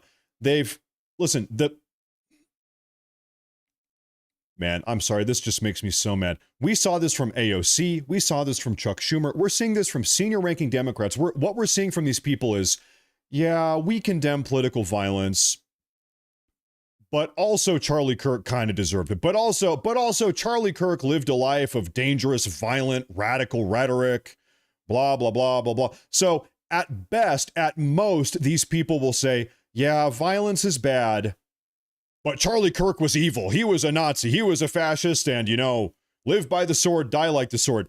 That is the most we're hearing from these people. That is the best we're getting from these people. They still refuse to just say violence is bad, period. There's always a but. There's always a justification as to why it kind of makes sense why Charlie Kirk got shot. They always have to add that in there. They can never just say, it's wrong, it's bad, I condemn it, period. There's always a little but at the end. That I've unfortunately had to deal with, that we are all seeing, is that this man who shot Charlie was much closer to mainstream Democrat than any of us wanted to believe. I woke up to posts on Instagram from people that I thought were my friends that I have known for years. And mind you, they're liberal, but I always considered them to be moderate liberals, not particularly active. And they're posting messages saying Charlie deserved it. Yeah. He got the world he wanted. Yep. And they know who I am, and they know that he was my friend. And I don't understand how these relationships can be repaired. Even friends of mine who are not political, who are, telling me I'm sorry, this happened, they're saying on their Facebooks, there are people posting celebrating this that they didn't even realize were political. And I don't know how we recover from that. So how did that culture begin? You're familiar with the internet. You're familiar with Antifa. You understand the militancy that you see and you encounter when you go into these precincts. This kid, raised with good parents, it seems like, lives a normal life in Utah. How did he snap like that? I'm sure that Tim Pool is going to say what I'm about to say here, but this is worth talking about, folks. Who here is a parent? You have a child, a teenager, a young adult, any parents in the chat? Say, hey, listen, you folks, parents, you need to be hyper aware of the type of communities that your children are hanging out with on the internet. Okay. It is so easy for young, impressionable people to find themselves in a radicalization chamber on the internet. Could be Discord, could be Reddit, could be other places, who knows where. But it is so easy for a young, impressionable person to stumble, just accidentally stumble. I mean, hey, this is something I saw the other day. I saw this 2 days ago, and I brought this up yesterday. The most popular online video game in the world is a game called Roblox. Roblox is what it's called. And this is a game that is primarily played by young kids, not adults, not teenagers, kids. It's generally a kids game, generally speaking. Now, I was scrolling through Twitter X 2 days ago. You know what I saw? I saw pictures, I saw screenshots of people in Roblox that were role-playing and reenacting the assassination of Charlie Kirk. They were dressing up their characters like Charlie Kirk. They were acting out the assassination. They were having fun. They were making jokes as if this was a funny, silly thing that happened. They were celebrating it. And this is a game. This is an online game for children, for kids. Your 8-year-old son or 8-year-old daughter might be playing this video game. And then your 8-year-old stumbles into this environment in the video game. And then they're making fun of Charlie Kirk's death. They're reenacting the assassination. I saw this 2 days ago. And so listen, this is a shout out to parents. Listen, you guys need to be deadly serious with the type of environment that your children are spending time in the internet. It is so, or on TikTok, there's crazy stuff. It's everywhere. It's everywhere, right? Seriously, oversight. Hey, this is a call to arms, parental oversight, be involved. But then, I'm going to sit here and I'm going to argue against myself. As a parent, you really only have sway, I guess, until your kid is 18. Then maybe they move out. Then maybe they go to school. And then they're surrounded by radical far-left freaks on university campus. Sounds like that's what happened here. Or, they're 18, they're 19. You don't really have control over what they do on the internet or what type of communities or video games they're playing or what video game communities they're a part of. At that point, you don't have say over that. All you can do is you hope you raise them right, and then they can, by the time they're 18 or 19, they can figure it out on their own. But man, I'm telling you, man, a lot of this stuff. Listen, we've seen with a lot of these mass shooters over the last couple of years. A lot of it does go back to they were a part of some online radical violent community that was celebrating violence, encouraging violence. Almost every single time we see that they were a part of some violent community on the internet. It's really hard to know, but I've talked about it quite a bit in my research. I'll try and keep it as succinct as I can. The algorithms of social media starting in the late 2000s, in LexisNexis data, you can see the words like racism, white supremacy, fascism skyrocket in their usage in mainstream newspapers and online publications. This was likely due to the big tech platforms prioritizing algorithmic feeds. That is, they were going to show you content that got more engagement. And to the average person, a story of injustice and racism generated anger. Anger is the most likely to generate some content to be shared. It's the most likely to make someone share content. And so what we instantly saw were websites that were posting articles, say, about politics, realize if they write about police brutality, racism, or some kind of social injustice, they will get substantially more clicks, shares, and in turn, money. There was a really good example. It was reported, Mike.com, for instance, originally started as a Ron Paul libertarian website. But as they began posting police brutality videos and made more money off it, the narrative shifted towards left-aligned ideology. Now, what do you think happens to a young man who is 13 years old on Facebook or on one of these other platforms, and the algorithm is showing them nothing but social injustice, leftist ideology, and they may be normal, they may be in a Christian conservative family, but every day they open their apps, whatever platform they be using, they see nothing over and over again. Racism, white supremacy, racism, over and over. And they see these messages from Democrats saying, we can't tolerate this, we can't let them win. Eventually, their whole world, they live in a paranoid delusional state where they would accuse Charlie of being racist, of advocating for slavery, exemplified, in fact, by Stephen King posting that Charlie Kirk had advocated the stoning of gays, which he never did, and Stephen King was forced to apologize for. These ideas that they spread through lies and fake news are crazy. You know why? Because the guy lives alone in a cabin in the woods in Maine and just stares at a screen all day. I mean, he's like the perfect example of someone getting spun up by these demonic forces online. Stephen King, the day after Charlie Kirk died, came out on Twitter, on X, and he's one of the most famous authors in the world, currently living, millionaire, maybe billionaire, I don't know. Incredibly influential on Twitter, millions of followers. He came out and said that Charlie Kirk advocated for the stoning of gays, that gay people should be stoned to death. He just said that publicly in front of his millions of followers. And it's like, dude, no, he didn't. Charlie Kirk never said that. Ever. Where are you getting this from? And then of course he deleted it. He walked it back. He tried to apologize. Here's my opinion, man. I hope Erica Kirk, I hope Kirk's family, I hope they take him. I hope they take every single dollar that piece of shit has. I hope they take all of his billions of dollars. I want them to clean house. That is such an evil, demonic, terrible lie to spread, especially the day after he dies, the day after he was assassinated. I hope Erica Kirk takes every fucking dollar that guy has. I hope he is sent to the poorhouse. I hope he has to spend every day of his life living under a bridge downtown, begging for money on the side of the road. Evil. That is an evil thing to say. So hey, I hope that's what happens. That's my opinion. Now, I want to introduce you folks to a website. This is brought to us by Google. There's a website here called Ngram Viewer. This is a very curious, interesting website. This is a little bit different from the other website called Google Trends. This is Ngram Viewer. What this website does, Google keeps track at the rate that different words are used in media sources, magazines, newspapers, books, literary sources.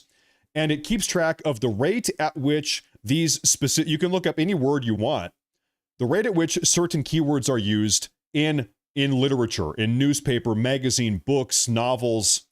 And so we're talking about, he's using these words, racism and white supremacy. I looked up these words, racism and white supremacy. What do you notice? Yeah, as time has gone on across the country, I'm going to move I'm just going to move the window a little bit here. You can see this a little bit better, hopefully. Where's our chart? Look at this. The phrase is racism and white supremacy. They have never been used at higher rates ever. Ever. In fact, generally speaking, these words didn't even exist. Racism and by the way, this website, it tracks literature going back to the year 1800. Google has algorithmically scanned every single book ever written, just about newspaper clippings, whatever, determining the rate at which these words are used. These words in all of American history weren't even really used until 1940. And right now they're at an all-time high. Let's plug in the word fascism here also. Look at that. Fascism is a little bit different. So fascism this word was popping up a lot during World War II, during the era of Italian fascism, of Spanish fascism, and of German fascism. But now, guess what? Fascism is back. Isn't it curious that this word fascism is being used as much today, almost as much as it was during World War II when there were actual legitimate fascist regimes? Now we don't. Where is the fascist regime? We do not have fascist regimes these days, at least not here in the Western world. However, still, regardless, the word fascism is being used almost just as much as when there were actual legitimate fascist regimes. Very curious.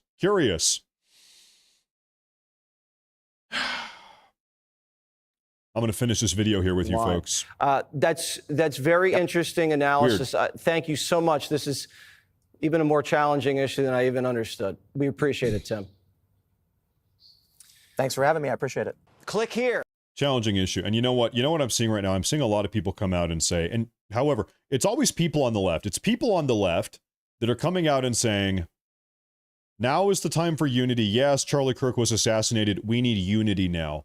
And to be very clear, I don't want violence. I'm not calling for violence. Of course, I've said as such 10 times, 100 times over the last couple of days. That's not what I want. I don't think anybody should do that. Reciprocal violence. However, this is not the time for unity. Unity with who? Are you telling me that I need to unify with the people on the left that have been calling me a Nazi and a racist and a fascist for the last 10 years of my life? Or more than 10 years of my life?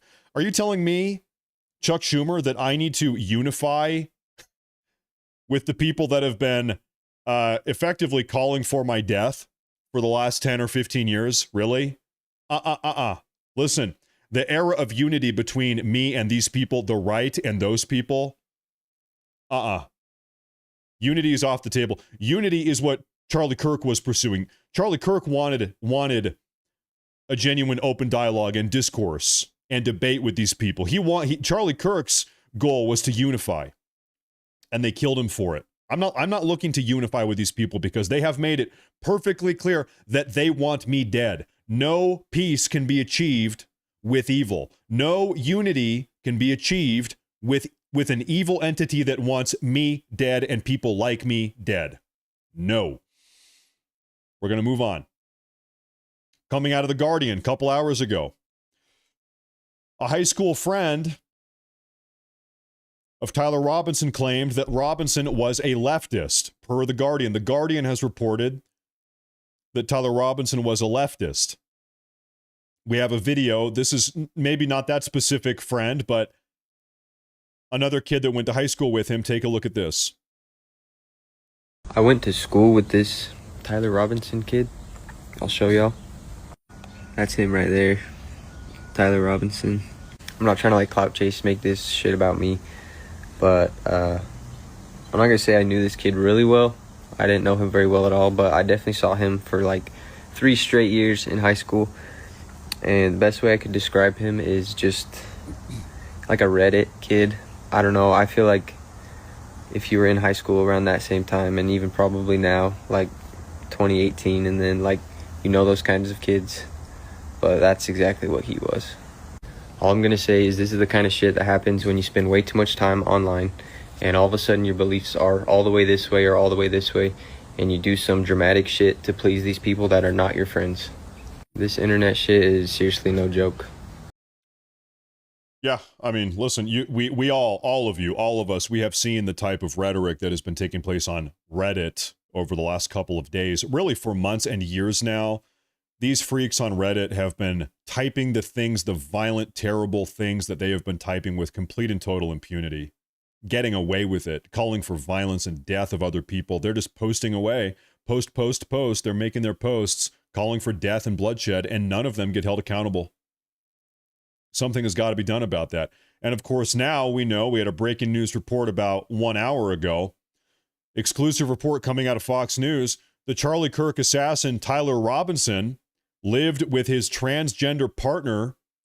This individual, who is a male transitioning to a female, is now fully cooperating with the FBI. Sources tell me the FBI has texts and other communications between Robinson and this transgender romantic partner of his that has helped the FBI and authorities solidify that Robinson was indeed the shooter. So Tyler Robinson was dating in some type of romantic relationship with this transgender individual. They were living together. They were roommates. This was a male to female transgender person. And this transgender individual is now working with the FBI, probably under fear that they will be held criminally accountable for this as well. I guess, you know, to be totally fair, to be totally honest, we do not know exactly what degree this transgender partner was complicit or involved in the violence. Is it possible that the transgender partner had no idea that Tyler Robinson was going to do this? Yes, I suppose. Okay, we have our investigation. FBI figure out to what degree the transgender partner here, roommate, knew about all of this beforehand. We got to figure it out. And I am sure that is exactly what they are doing right now. Now, we have a video from late last night. I think a lot of people have not seen this. This is the Utah State Governor, Governor Cox, giving his opinion on this entire situation, talking about the death penalty also. What are they going to be pursuing? Take a look at this. This is our moment. Do we escalate, or do we find an off-ramp? We can return hate with hate. And that's the problem with political violence, is it metastasizes. History will dictate if this is a turning point for our country. Here. But every single one of us gets to choose right now if this is a turning point for us. Utah Governor Spencer Cox has been an eloquent voice for civility in the days since Charlie Kirk's assassination. Governor Cox joins us tonight from Utah. Governor, thank you for the time. I want to talk about that big picture and those sentiments that you had expressed at the press conference, but I do want to talk a little bit about the investigation as you read some of those specifics. You started at the press conference by saying, "We got him." Do you believe, do authorities believe, that Tyler Robinson acted alone? Yeah, yes, Brett. They're very confident right now. Obviously, the investigation is ongoing. They're still following every lead. We appreciate the public who has reached out, but every piece of evidence we have so far makes it very clear that the assassin acted alone. Well, this was recorded last night, late last night, about an hour and a half ago now, I suppose. Now we know he had a roommate. The roommate was his partner, his love interest. It was a transgender, a male to female transgender individual that he was dating, his roommate. They're living together. And this roommate is, I think it's fair, presumably the roommate is the person that he texted after he committed the assassination saying, "Hey, can you go pick up the gun? I had to leave the gun behind." He requested that the roommate goes back and picks up the gun. "Hey, I had to leave the gun behind. Can you go pick up the gun for me?" And so now the roommate is talking to the FBI. The FBI is interrogating the roommate. So maybe, I don't know, I suppose it depends on how do you define acted alone? How do you define that word? Was there somebody else on the rooftop up there with him? No, doesn't seem to be the case. Did this roommate know about the shooting beforehand? Was this roommate a co-conspirator? Maybe.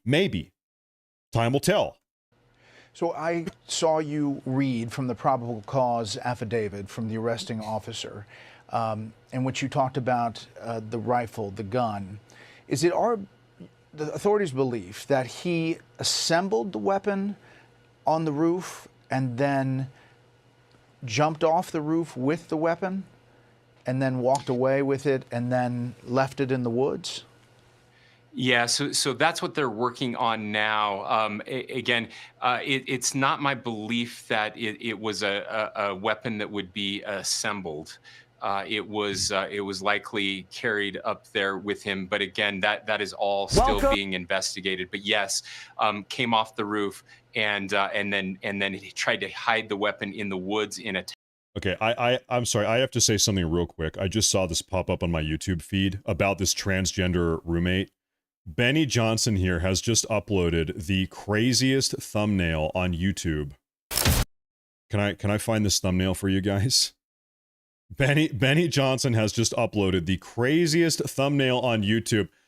Benny Johnson, dude, the breaking news, killer had a transgender partner? That thumbnail is nuts. That thumbnail is crazy. This is the roommate. Okay, and you know what? Hey, but you know what? Maybe it's true. Maybe that is what it is. Maybe that is what it is. Good Lord, that is a frightening picture. Good Lord, have mercy. Okay, let's keep on listening to Governor Cox here. I'm sorry, I saw that. I had to show you folks. Towel, and then that's where police found it later that evening. And when we see him walking down the street on this video with the gait, the limp, are we to assume that the gun is in a pant leg? Is that what authorities are saying? That's a very distinct possibility. Yeah, that's what we were talking about. Yeah.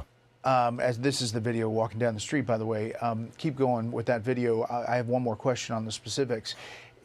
Was the round that hit Charlie Kirk recovered? And has it been matched to the rifle that has been recovered? So all of that is being processed right now. I believe that the round has been recovered, and so that evidence has been taken back to Quantico to be processed, and that's happening even as we speak. Yeah, there's just all these specifics as you get all of this information, and we're trying to kind of piece it together. And I appreciate it, Governor, since you were reading some of that earlier today. Let's talk about the big picture here and what you take from what appears to be this shooter's motive. Yeah, well, with the big picture, I think is pretty clear. This is someone who hated Charlie Kirk and hated his message and hated what he was doing, and decided to use political violence to end his life. And that is, as I said earlier, that's not just an attack on Charlie Kirk, which is devastating, and our hearts are broken for him, for his family. I've had a chance to talk to his parents. Just devastating. But it's the reason you're spending so much time on this, the reason every media outlet is spending so much time on this, the reason I'm talking to you about this is that this is an assault on not just him, but on all of us. It is an assault on the very fabric of our country, of our democracy. I have to say, I've never even heard of Utah Governor Cox before this terrible, disgusting event took place. We've been hearing from him over the last couple days. I have to say, personally, I'm pretty impressed with Governor Cox here. I really like the way that he is hammering down this point that the attack on Charlie Kirk, the assassination on Charlie Kirk, is not just an attack on Charlie Kirk as an individual. This is an attack on all of us. This is an attack on the fabric of our nation, right? As a country, we are built upon the idea that we should be able to express our opinions, our political beliefs without fear of being shot in the neck and assassinated in public. And that the message that the killer was very clearly trying to portray here was that, listen, if you are a MAGA American, if you are a conservative American, you deserve to be killed. And that's the message the killer tried to send here. And I think really, back to Governor Cox's point here, regrettably, what we have seen is that in the aftermath of this shooting, there are a lot of people in this country that agree with that message. There are a lot of people in this country that also share that sentiment that if you are a conservative American, you deserve to be killed. You are seeing that opinion, that notion expressed all up and down every single social media website. And like I said earlier, it has been eye-opening. It has been absolutely eye-opening. It has ripped my eyes open just how many people in this country want me dead, want you dead. They would rejoice at the notion of your death simply because you are a conservative American. They would cheer it on. They would have a party. They would celebrate it. That has been just sickeningly eye-opening. Democratic republic of our ability to speak freely, and we cannot take that lightly. It is the most serious abdication of our responsibility as citizens that exists, and we have to snuff it out. You've been on the program before, and we've had you on Common Ground with the Democratic governor, talking about trying to bring the country together. You expressed some of that today at the press conference. It is a tough time, you have to admit, Governor, in the wake of this. I do, and look, people are angry right now, and they don't need me lecturing them on that. Anger is a very normal response. It's one that I felt. It's one that I've expressed. And that's why, I thought it was so helpful. At 2 o'clock this morning, I was scrolling through Charlie's Twitter feed where he's talking about forgiveness, where he's talking about how if we stop talking to each other, that's when the violence starts. And so what he believed in, I think, is what we need right now. And certainly as I was able to talk to his family, they agree with that. They know that Charlie was about nonviolence. You heard President Trump say that as well, that we all need to embrace nonviolence. I see this comment in the live chat here. It says, don't fall for the rage bait. All of these comments pushing for violence from the left are actually Chinese and Russian bots trying to sow division. I'm sure that there was a little bit of that, but let's be honest, that's just not the case. Okay. So many of these people posting this violent rhetoric, celebrating, rejoicing at the death of Charlie Kirk, asking for more violence, promoting political violence, the killing, the public execution of conservative Americans. This is coming from real people. We are seeing this from real people. I'm seeing people that I know in real life, people that I went to school with, distant family members of mine that are posting this stuff on Facebook. These are real people. Like, I'm sure there are some bots. I don't know. You know what? Go ahead and post a 1 in the chat if you have seen someone that you know in real life, somebody you know is a real person, you know them, that has celebrated the death of Charlie Kirk. Go ahead, do me a favor, post a number 1 in the live chat right now if you can confirm you've seen one person, at least one person celebrating this. And I'm telling you what, you're going to see a lot of ones because I've seen it all up and down. I'm looking at the Rumble chat. I'm seeing ones. In YouTube, I know we're going to see here in a minute. In fact, Okay, take a look at this. Here come the ones. Okay, you're not going to tell me all of this is bot activity when all of my viewers here are saying, yeah, I know somebody in real life that is celebrating the death of Charlie Kirk, is reveling in this. And in fact, it gets even crazier. Look at those ones. It's nuts. It is eye-opening. It is narrative shattering. I want to show you something here, folks. There is a website that has been created called Expose Charlie's Murderers. This is a website on which you can submit evidence of far-left radicals, real people in this country, celebrating the death of Charlie Kirk. If you have evidence of somebody, a real person, they upload a TikTok video, Instagram video, Facebook post, you can actually take a screenshot of that and upload it to this website so that we can try to hold these violent freaks accountable that are celebrating this political violence. Now, I want to show you something here. This website has said they have been able to build a database of already over 100,000 people.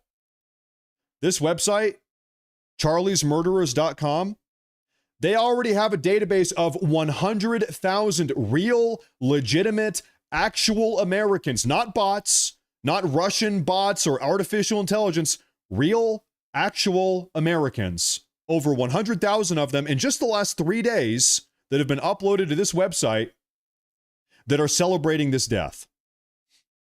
It is nuts. It is insane. So no, this narrative that all of these people are bots, no, listen, in order to solve a problem, you need to acknowledge what the problem is. This is a problem. And pretending that all of this is fake or inauthentic, whatever, you need to understand this is a problem. This is a real problem. If you want to even have a chance at fixing the problem, you need to understand and acknowledge what the problem is in the first place. Our country is chock full of violent far-left radicals. It is the unfortunate truth. But deceiving ourselves or lying to ourselves about it, it's not going to do us any favors. In fact, this refusal to acknowledge reality has perhaps gotten us here in the first place. Charlie Kirk was confronted with reality 3 days ago in the form of a bullet blasting through his neck by a young far-left radical that has been propagandized into committing violence by the left-wing media, by this extreme, crazy rhetoric from the left. We need to acknowledge it. We need to understand what's going on here. Okay? It is time that we, Americans, come to terms with the problem that we have in this country. I'm going to keep on letting Governor Cox speak here. Take it away. The question I always have is what happens next if we become violent because of violence against us? Where does that lead to? And it leads to some very, very dark places. And speaking of dark places, I mean, there's all kinds of conspiracy stuff online. And one of the reasons we want to get to the hard answers and ask as many questions as we can is to dispel some of the stuff that goes all over the place. You said today that maybe, social media, put it down every once in a while.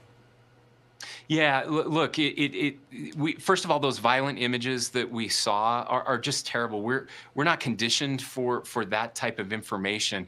We've never had access to that in the history of the world, where you could see something so violent so immediately, and that's dangerous. The conspiracy corners, we've been tracking very closely. Certainly, the Chinese and the Russians. There are lots of bots who are trying to spread violence and disinformation, but you don't have to look to them to find it. It's happening here. And in the celebratory piece of this as well, which is so ugly and so dark, I want to be very clear that I've had literally hundreds of elected Democrats at the highest level who have reached out and with true sadness, not just saying the right things, but truly disgusted and disturbed by what has happened.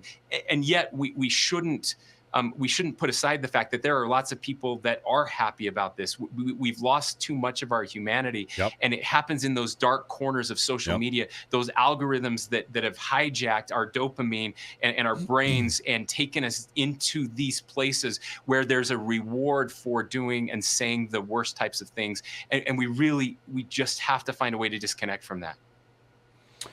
Today, President Trump said there should be quick trials in some circumstances, and this could be one of them.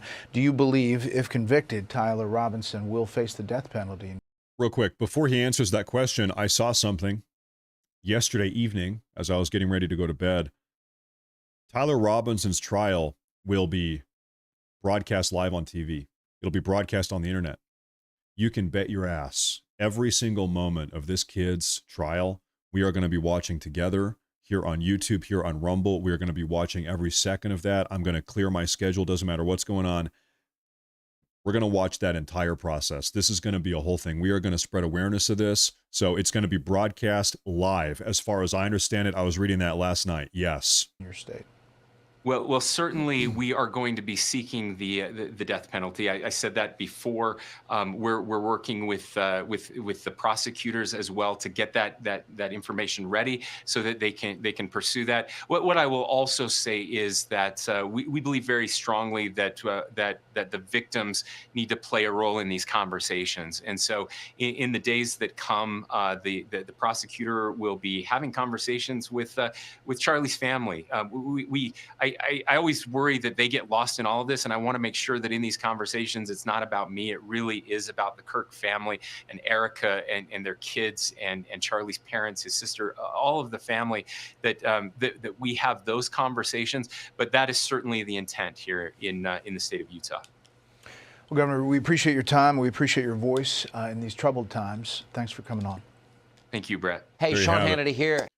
So that is the update from the governor last night. Now, folks, I want to double back and talk about something. This is really perhaps the single biggest bit of breaking news today, is that about 90 minutes ago, we had a report come out that said Charlie Kirk's assassin, Tyler Robinson, actually lived with his transgender homosexual partner. They were roommates. They were romantic partners. This individual is a male transitioning to a female.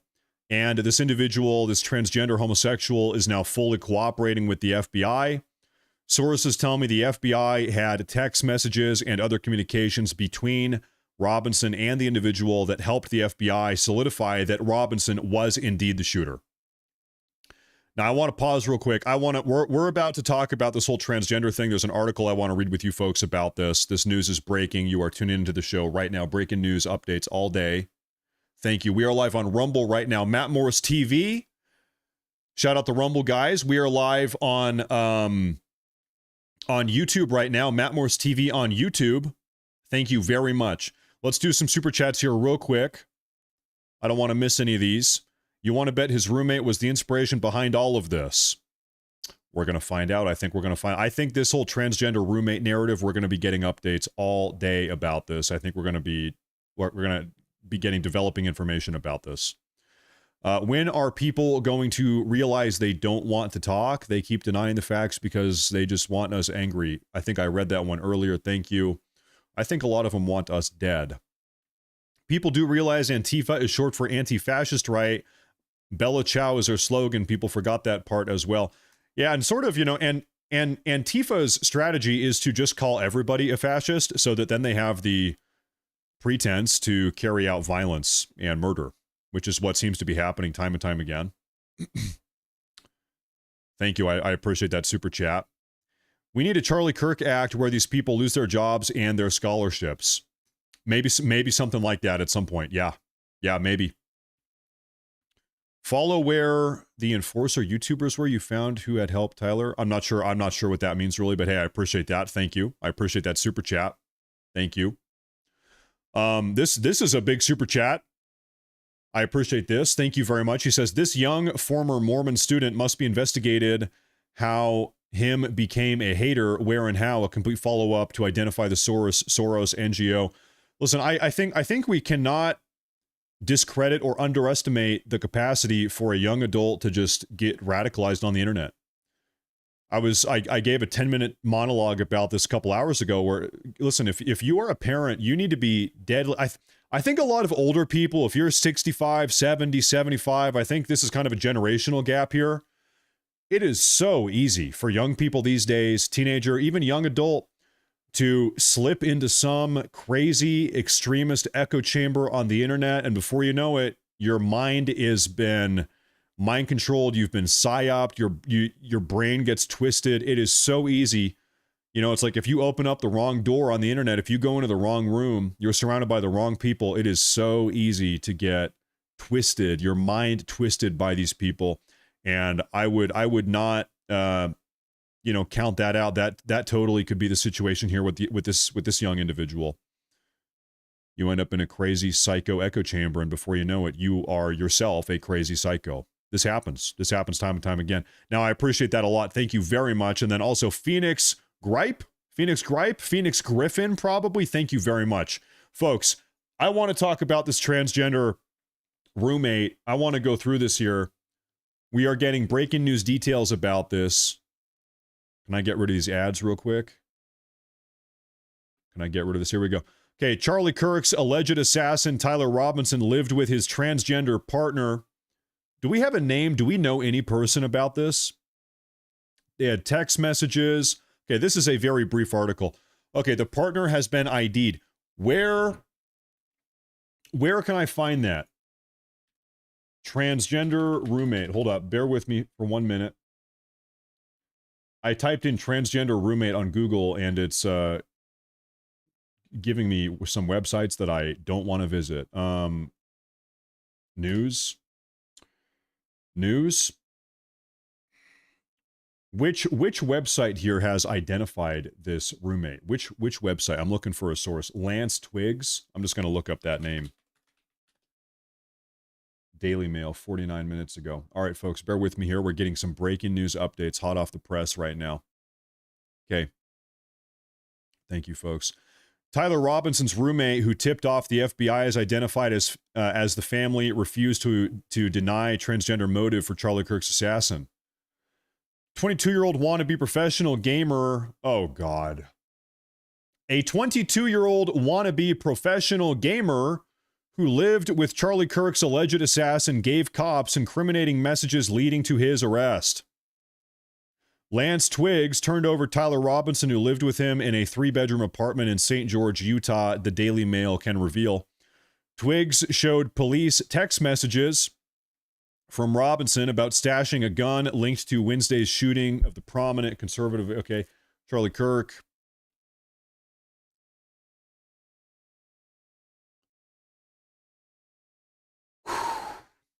Let's keep reading here. We're going to get to that here in a minute. We are going to look into this person. We're going to deep dive this entire situation. Thank you for tuning in today, folks. His identity was revealed as separate reports emerged from Fox and New York Post, which stated that Robinson was living with a transgender partner who was cooperating with the investigation. It is unclear if Twiggs is the same person referenced in the reports, and he has not been named in the affidavit. His grandfather, Jerry Twiggs, told Daily Mail that he was unable to comment on rumors that he is trans and that there was a transgender motive to Kirk's murder. Okay, so no comment from the grandfather. He said, I don't want to comment on that. I'm not sure what his situation is exactly right now. I feel like if your grandfather doesn't know whether or not you are trans, right? That's what I'm going to say. Jerry also confirmed his grandson has been talking to the police, but that he had not spoken to him since. After he was with the police, he's been at his house, and there's no way for us to contact him other than going over there. Don't scroll down. Wait, why not scroll down? Am I going to see something I don't want to see?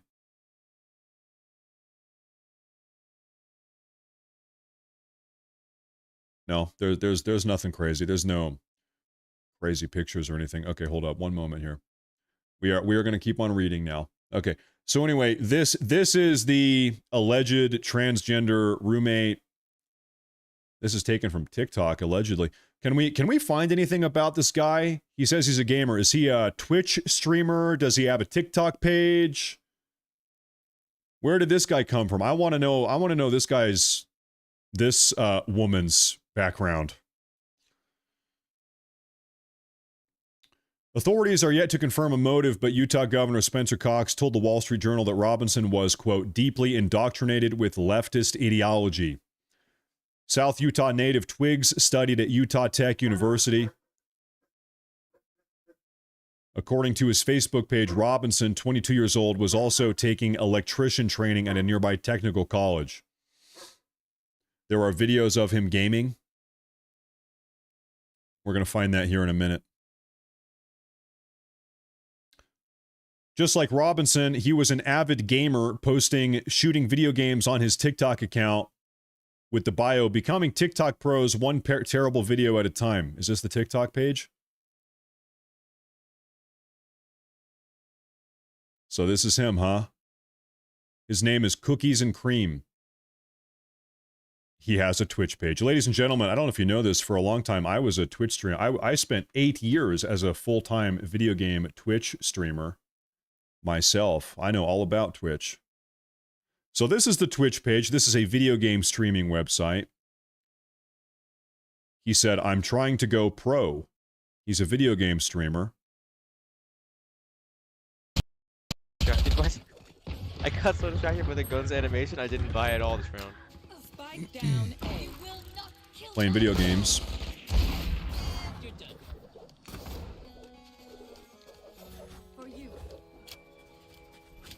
Check his messages in Hassan's chat. Well, I can't check this guy's messages in anybody else's chat unless I am a moderator. You know what I can do? Listen, folks, how about this? I have been a full-time Twitch streamer, well, I was, for 8 years.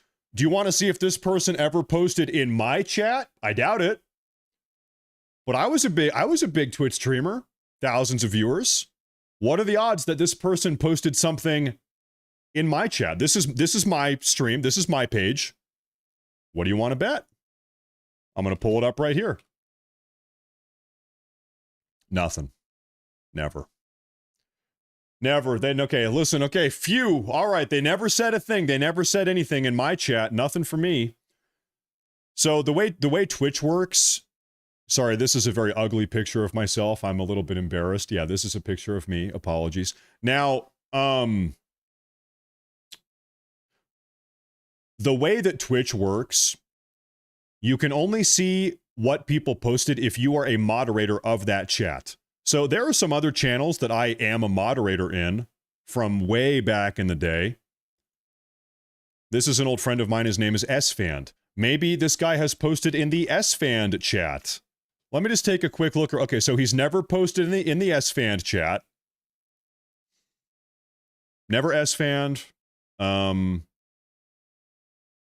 Frankly, I'm not really moderator in that many people's communities, but the ones that I am, I'll take a look. We'll see if I can find this guy anywhere.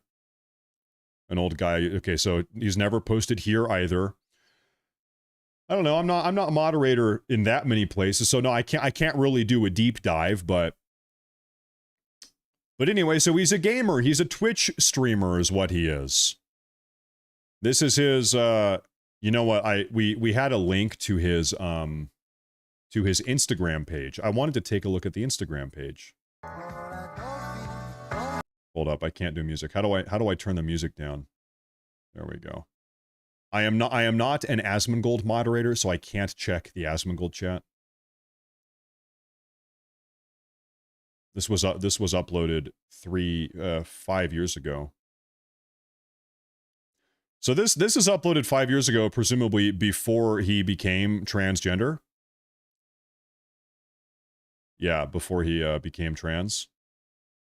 Now, I see on this individual's Twitch page, folks, listen, guys, we are doing some real detective work here today, everybody. Thank you for tuning in. We are really going deep here. I see an Instagram link. We're going to take a look at the Instagram page. Hopefully nothing. What in the hell?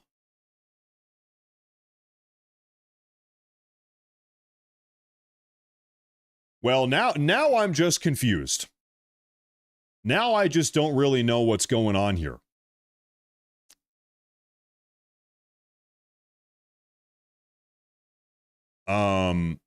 Quinn, please come to Utah. This is posted 165 weeks ago. I don't know what to tell you about that. Real quick. I'm gonna vet these photos before I play them on stream. Okay, so these we're on the Instagram page that this person's Twitch page linked to. This is just a bunch of Jim flexing photos of this young half black man or whatever.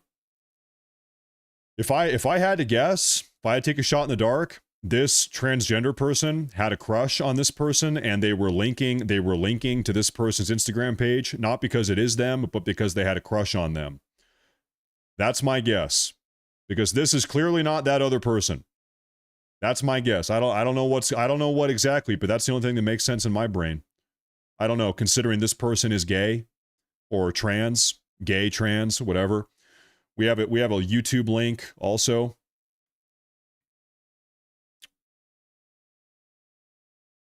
We're on the YouTube page. Any videos? Uploaded 2 years ago. This person, it's a 10-minute long video. They're playing the game Friday Night at Freddy's or whatever that video game is. The Let's Play is concurring now. Oh, what do you know? They're playing Roblox. Remember that game we were talking about where those kids were role-playing the death of Charlie Kirk? Well, guess who's playing the very same game? This is that game Roblox I was talking about, right? Yeah. I think Pooh's pretty terrifying. I could instant revive. We got a gamer. We got a gamer over here. Okay, somebody said check my Discord. I'm going to take a look. What do we have here? Somebody sending me something. Bro, Twig? Huh? Wait, Shorkin, what are you trying to tell me here? I'm looking at your message on Discord, Shorkin. Sorry, folks, stand by. I'm getting more information from one of my detectives here. What are you trying to tell me here? I see that the name matches. Yeah, Twig. His username was Twig, and his real life name is Twigger, or whatever his name was. It Twigger? I don't think it's Twigger. What was this transgender person's last name? I don't think it was Twigger. Twig. Sorry, Twigs. My bad. Okay, my bad. Anyway, it was Twigs. My bad about that. Okay, I'm getting more information here. Yeah, I'm having more.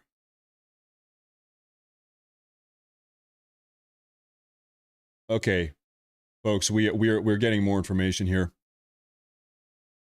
Sir Lance Twigs Instagram page, friendly neighborhood licensed fish finder. Sir Lancelot. Allegedly, this is furry imagery. Allegedly, this is the transgender roommate's Instagram page.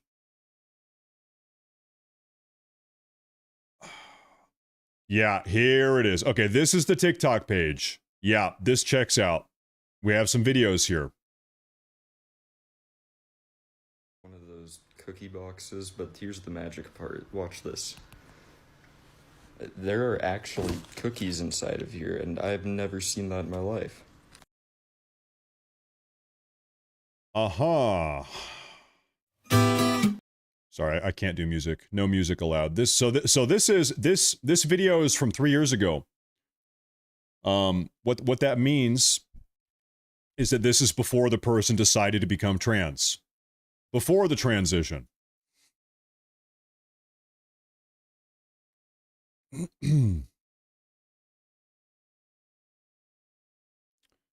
They're doing their TikTok dance. What is this? This one is uploaded, what is this, 10 months ago. Can I listen? Do we have music on this one or what? No music. We can't do that. Okay, at work. Says he works at Taco Bell. Taco Bell. He says at work at Taco Bell. Okay. I could go for some Taco Bell right about now. What's this? No music. Can't do music.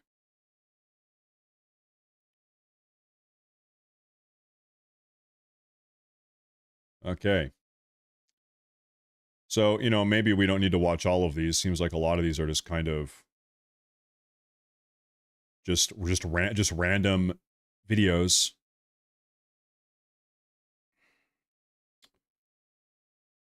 Just random videos here. I don't know what else to tell you about that. We're trying to get a better idea of who this roommate is. Same backpack. I mean, it is. I mean, it's just a black backpack. I don't know if we can say this is the same backpack. I've got a black backpack also. I think everybody has a black backpack. I don't know if we can say that. I'm not sure. Maybe could be. Could be.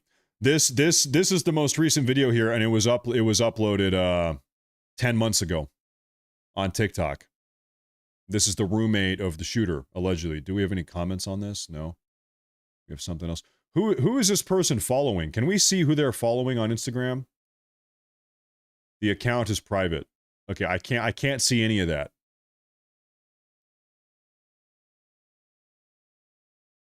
Can't see any of that. Okay. We're getting to the bottom of this here, folks. You're tuning in live. I'm trying to find some more reports coming in here. If anybody else here in the Discord server has information, go ahead and let me know. Real quick, because I saw somebody ask. Yes, I do have a Discord server. If anybody wants to join, I guess there is a link to it. You can. We just talk politics all day. There's a link to the Discord server if anybody uses Discord.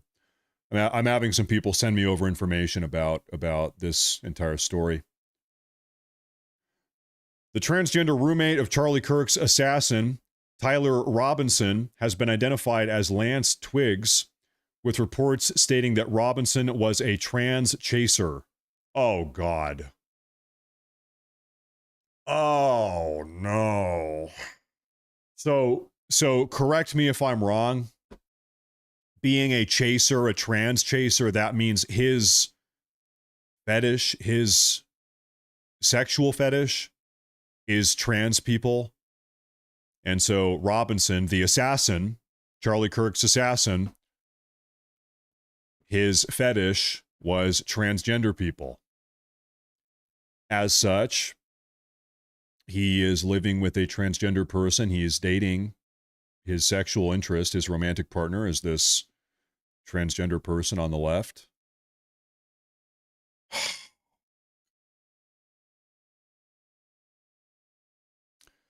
Man, wasn't it simpler to be an American like 30 years ago when the extent to which we disagreed was like over tax policy? Well, the liberals, they want 27% taxes, and us Republicans, we only want 19% taxes. All right, let's have an election and figure out what we're going to do about this. Man, if only we could go back in time. Man, listen, we had no idea how much simpler this country was back in the day. Now it's like, oh, God. Just sickening. It's just sickening and disgusting. Oh, man.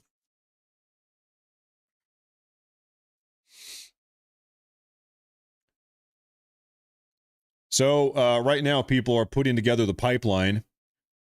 Young male gamer with a porn addiction gets into transgender porn, starts dating transgender people, gets radicalized by far left radical ideology, picks up a gun and kills Charlie Kirk. Does that seem plausible? Is that young male with an internet connection becomes addicted to pornographic content, starts consuming increasingly profane pornographic content, gets into transgender pornographic content, starts dating and moves in with a transgender individual, starts consuming far left radical ideological content,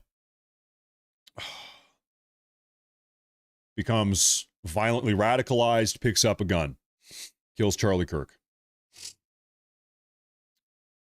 Plausible. I think this stuff happens.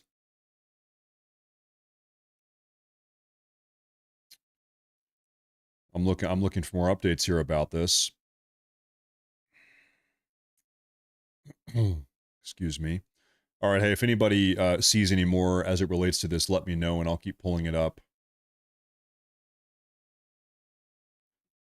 His Facebook page, is that right? Hold on, give me one moment here, folks. Facebook, huh?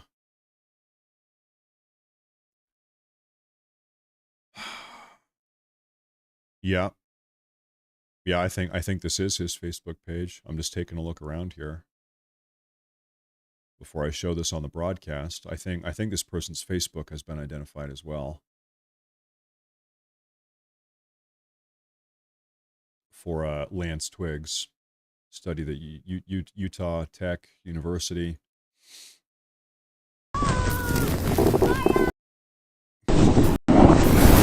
Sorry. Oh my God, sorry. These are videos of this person snowboarding. Yeah, no, this is him. I don't know. I don't know if I should show the face. There's really nothing on the Facebook page. I don't know if I should show that. But anyway, yeah, this is the Facebook page. I don't think there's anything here though that is worth sharing, really. Nothing really. So, but yeah, no. So this individual's Facebook has been found also. My ears. Yeah. I apologize. You know, fun fact, crazy thing. I've got the analytics here. Around 45% of you folks, maybe 50%, are actually tuning into the broadcast on a television set. You're sitting in the living room on a couch, watching on a TV. I'm a computer guy. I'm always at the computer. But around half of you guys, allegedly, are actually on a television. Fine by me, doesn't bother me.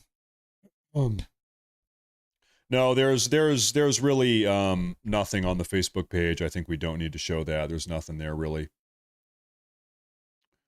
All right. So we are still looking around here.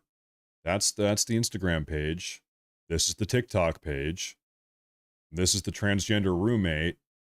So remember how everybody rewind your brain, rewind like a VHS cassette tape. Rewind back 3 hours. We started the show off talking about this ridiculous notion that the shooter is a Groyper.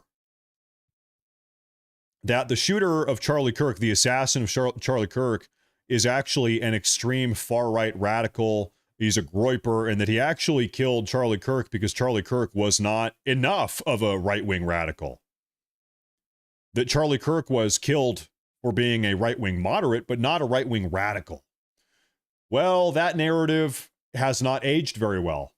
That narrative that we started the day off with about 3 hours ago has not ended up aging very well. And the reason why is because now we know that this assassin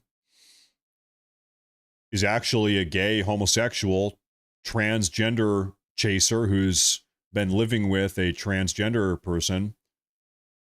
And yeah, and then of course, this is just on top of the shell casings, the information, the messages that the shooter engraved on the shell casings about fascism, killing fascists, ciao Bella, ciao Bella, ciao ciao ciao. You know, I'm gonna take a look at some super chats here real quick. This story is just getting nuts and terrible.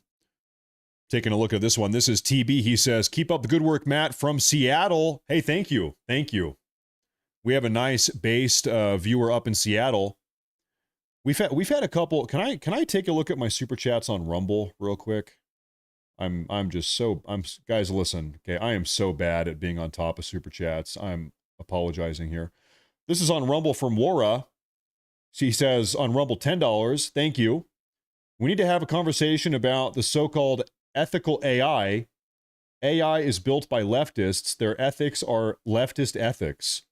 Yeah, that's a different conversation about AI and how it should be regulated and everything. Yeah, true. Maybe for another day, though. I appreciate that. I appreciate that super chat a lot on Rumble. Thank you very much.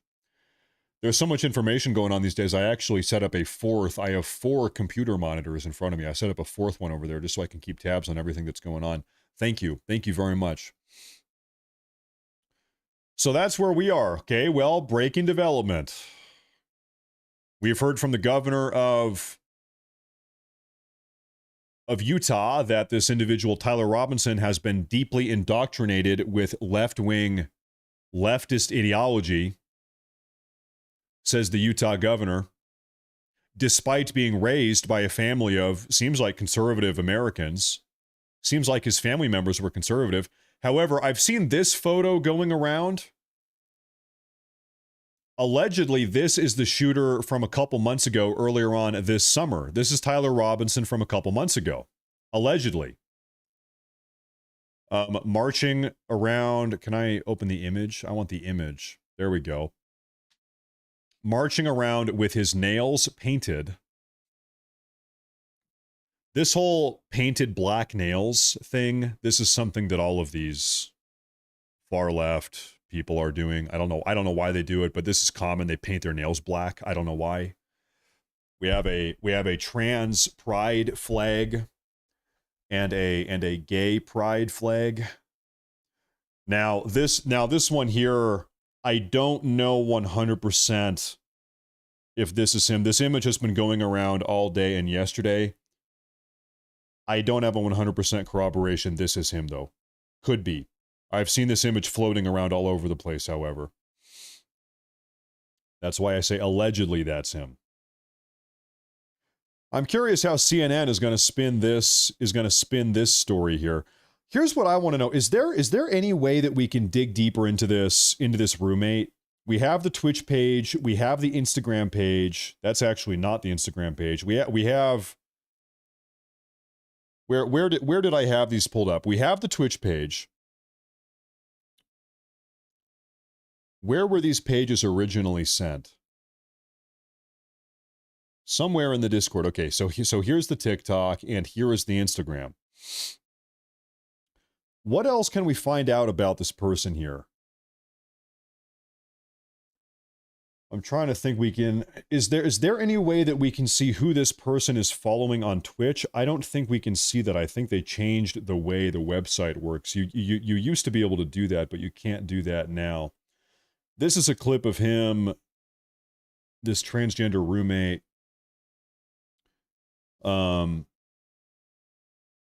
Streaming. You know what I can do? Here's what I can do. Stand by. Stand by here. What's the username? Youngest Kami. I can pull up their Twitch analytics and I can see how often are they streaming. We can kind of get a better idea of some of their internet activity. Most popular videos, most popular clips. So this person was streaming a couple times in 2021 and in 2023. Can we play any of these actually, these clips? Can we take a look? Whoa, it's Lance. Lance. Mwah, mwah, Lance. Mwah. I'm just seeing if they say anything here. There's someone above me.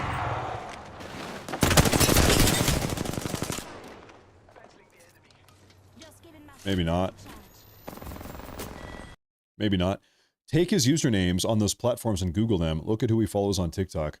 Well, the TikTok page. Oh yeah, you know, on TikTok we actually can. On TikTok we can see following on TikTok. Freedom Lover 69. So this seems like the type of account that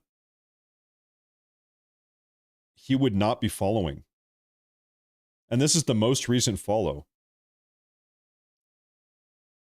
Why would this transgender roommate of the shooter that killed Charlie Kirk be following Freedom Lover 69, a real American patriot?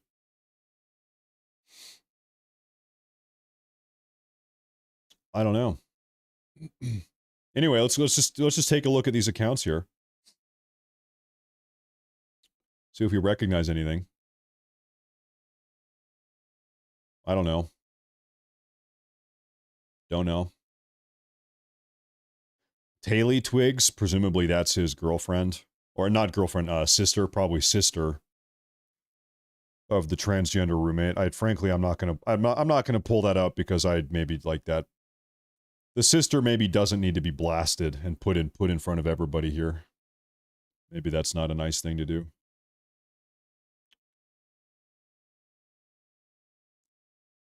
Just taking a look around here. I'm seeing if the shooter is following. You know, this is a better way to do this. Follow followers. Here's what I want to know. I want to know if the assassin followed the roommate. It would make sense that they would, because maybe we could find the assassin's TikTok page. Don't you think? I think that would make sense. The sister followed him. Uh-huh. It was the same name. I think these are all sex bots, like bots that are advertising like OnlyFans accounts and stuff like that. A lot of those. I get those on my YouTube videos, actually. You guys have probably seen those. The very first person to ever follow the transgender roommate is called Pansexual Frying Pan 69.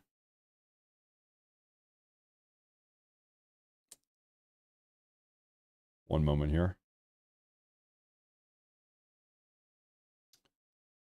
This is the very first person to ever follow him.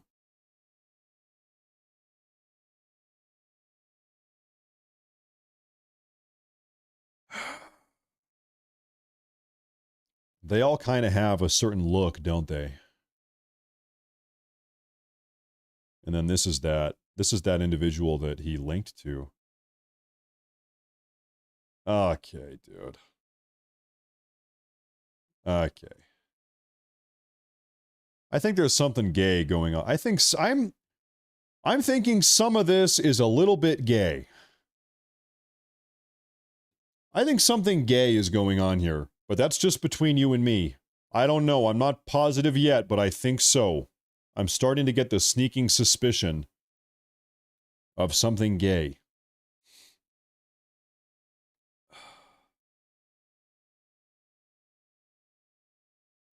Well, folks, I think that's the big bombshell news of the day, is that now we actually know who the roommate is. I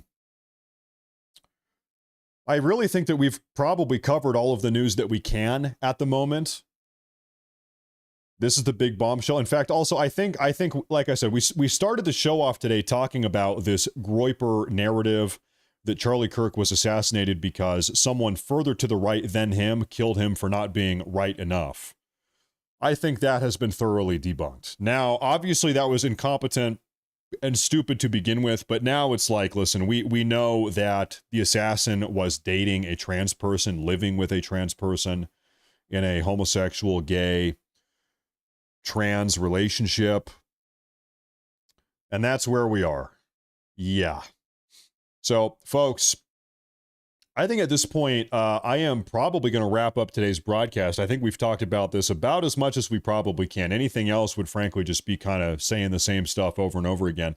So I think I am going to wrap up the show today, everybody. We do have one more super chat on Rumble from Super Mercer Bros. He says, agreed, get a mod for Rumble. Get a mod for Rumble. Yeah, maybe I should get a mod for Rumble. Guys, we've been live, Matt Morse TV on Rumble and Matt Morse TV over here on YouTube. Everybody drop a follow. Listen, for breaking news updates, you guys, you better know you need to follow me on X. Everybody on X right here. Here's a link to it, Matt Morse TV on X. Drop a follow. I appreciate that a lot. Thank you all very much. We are getting to the bottom of this.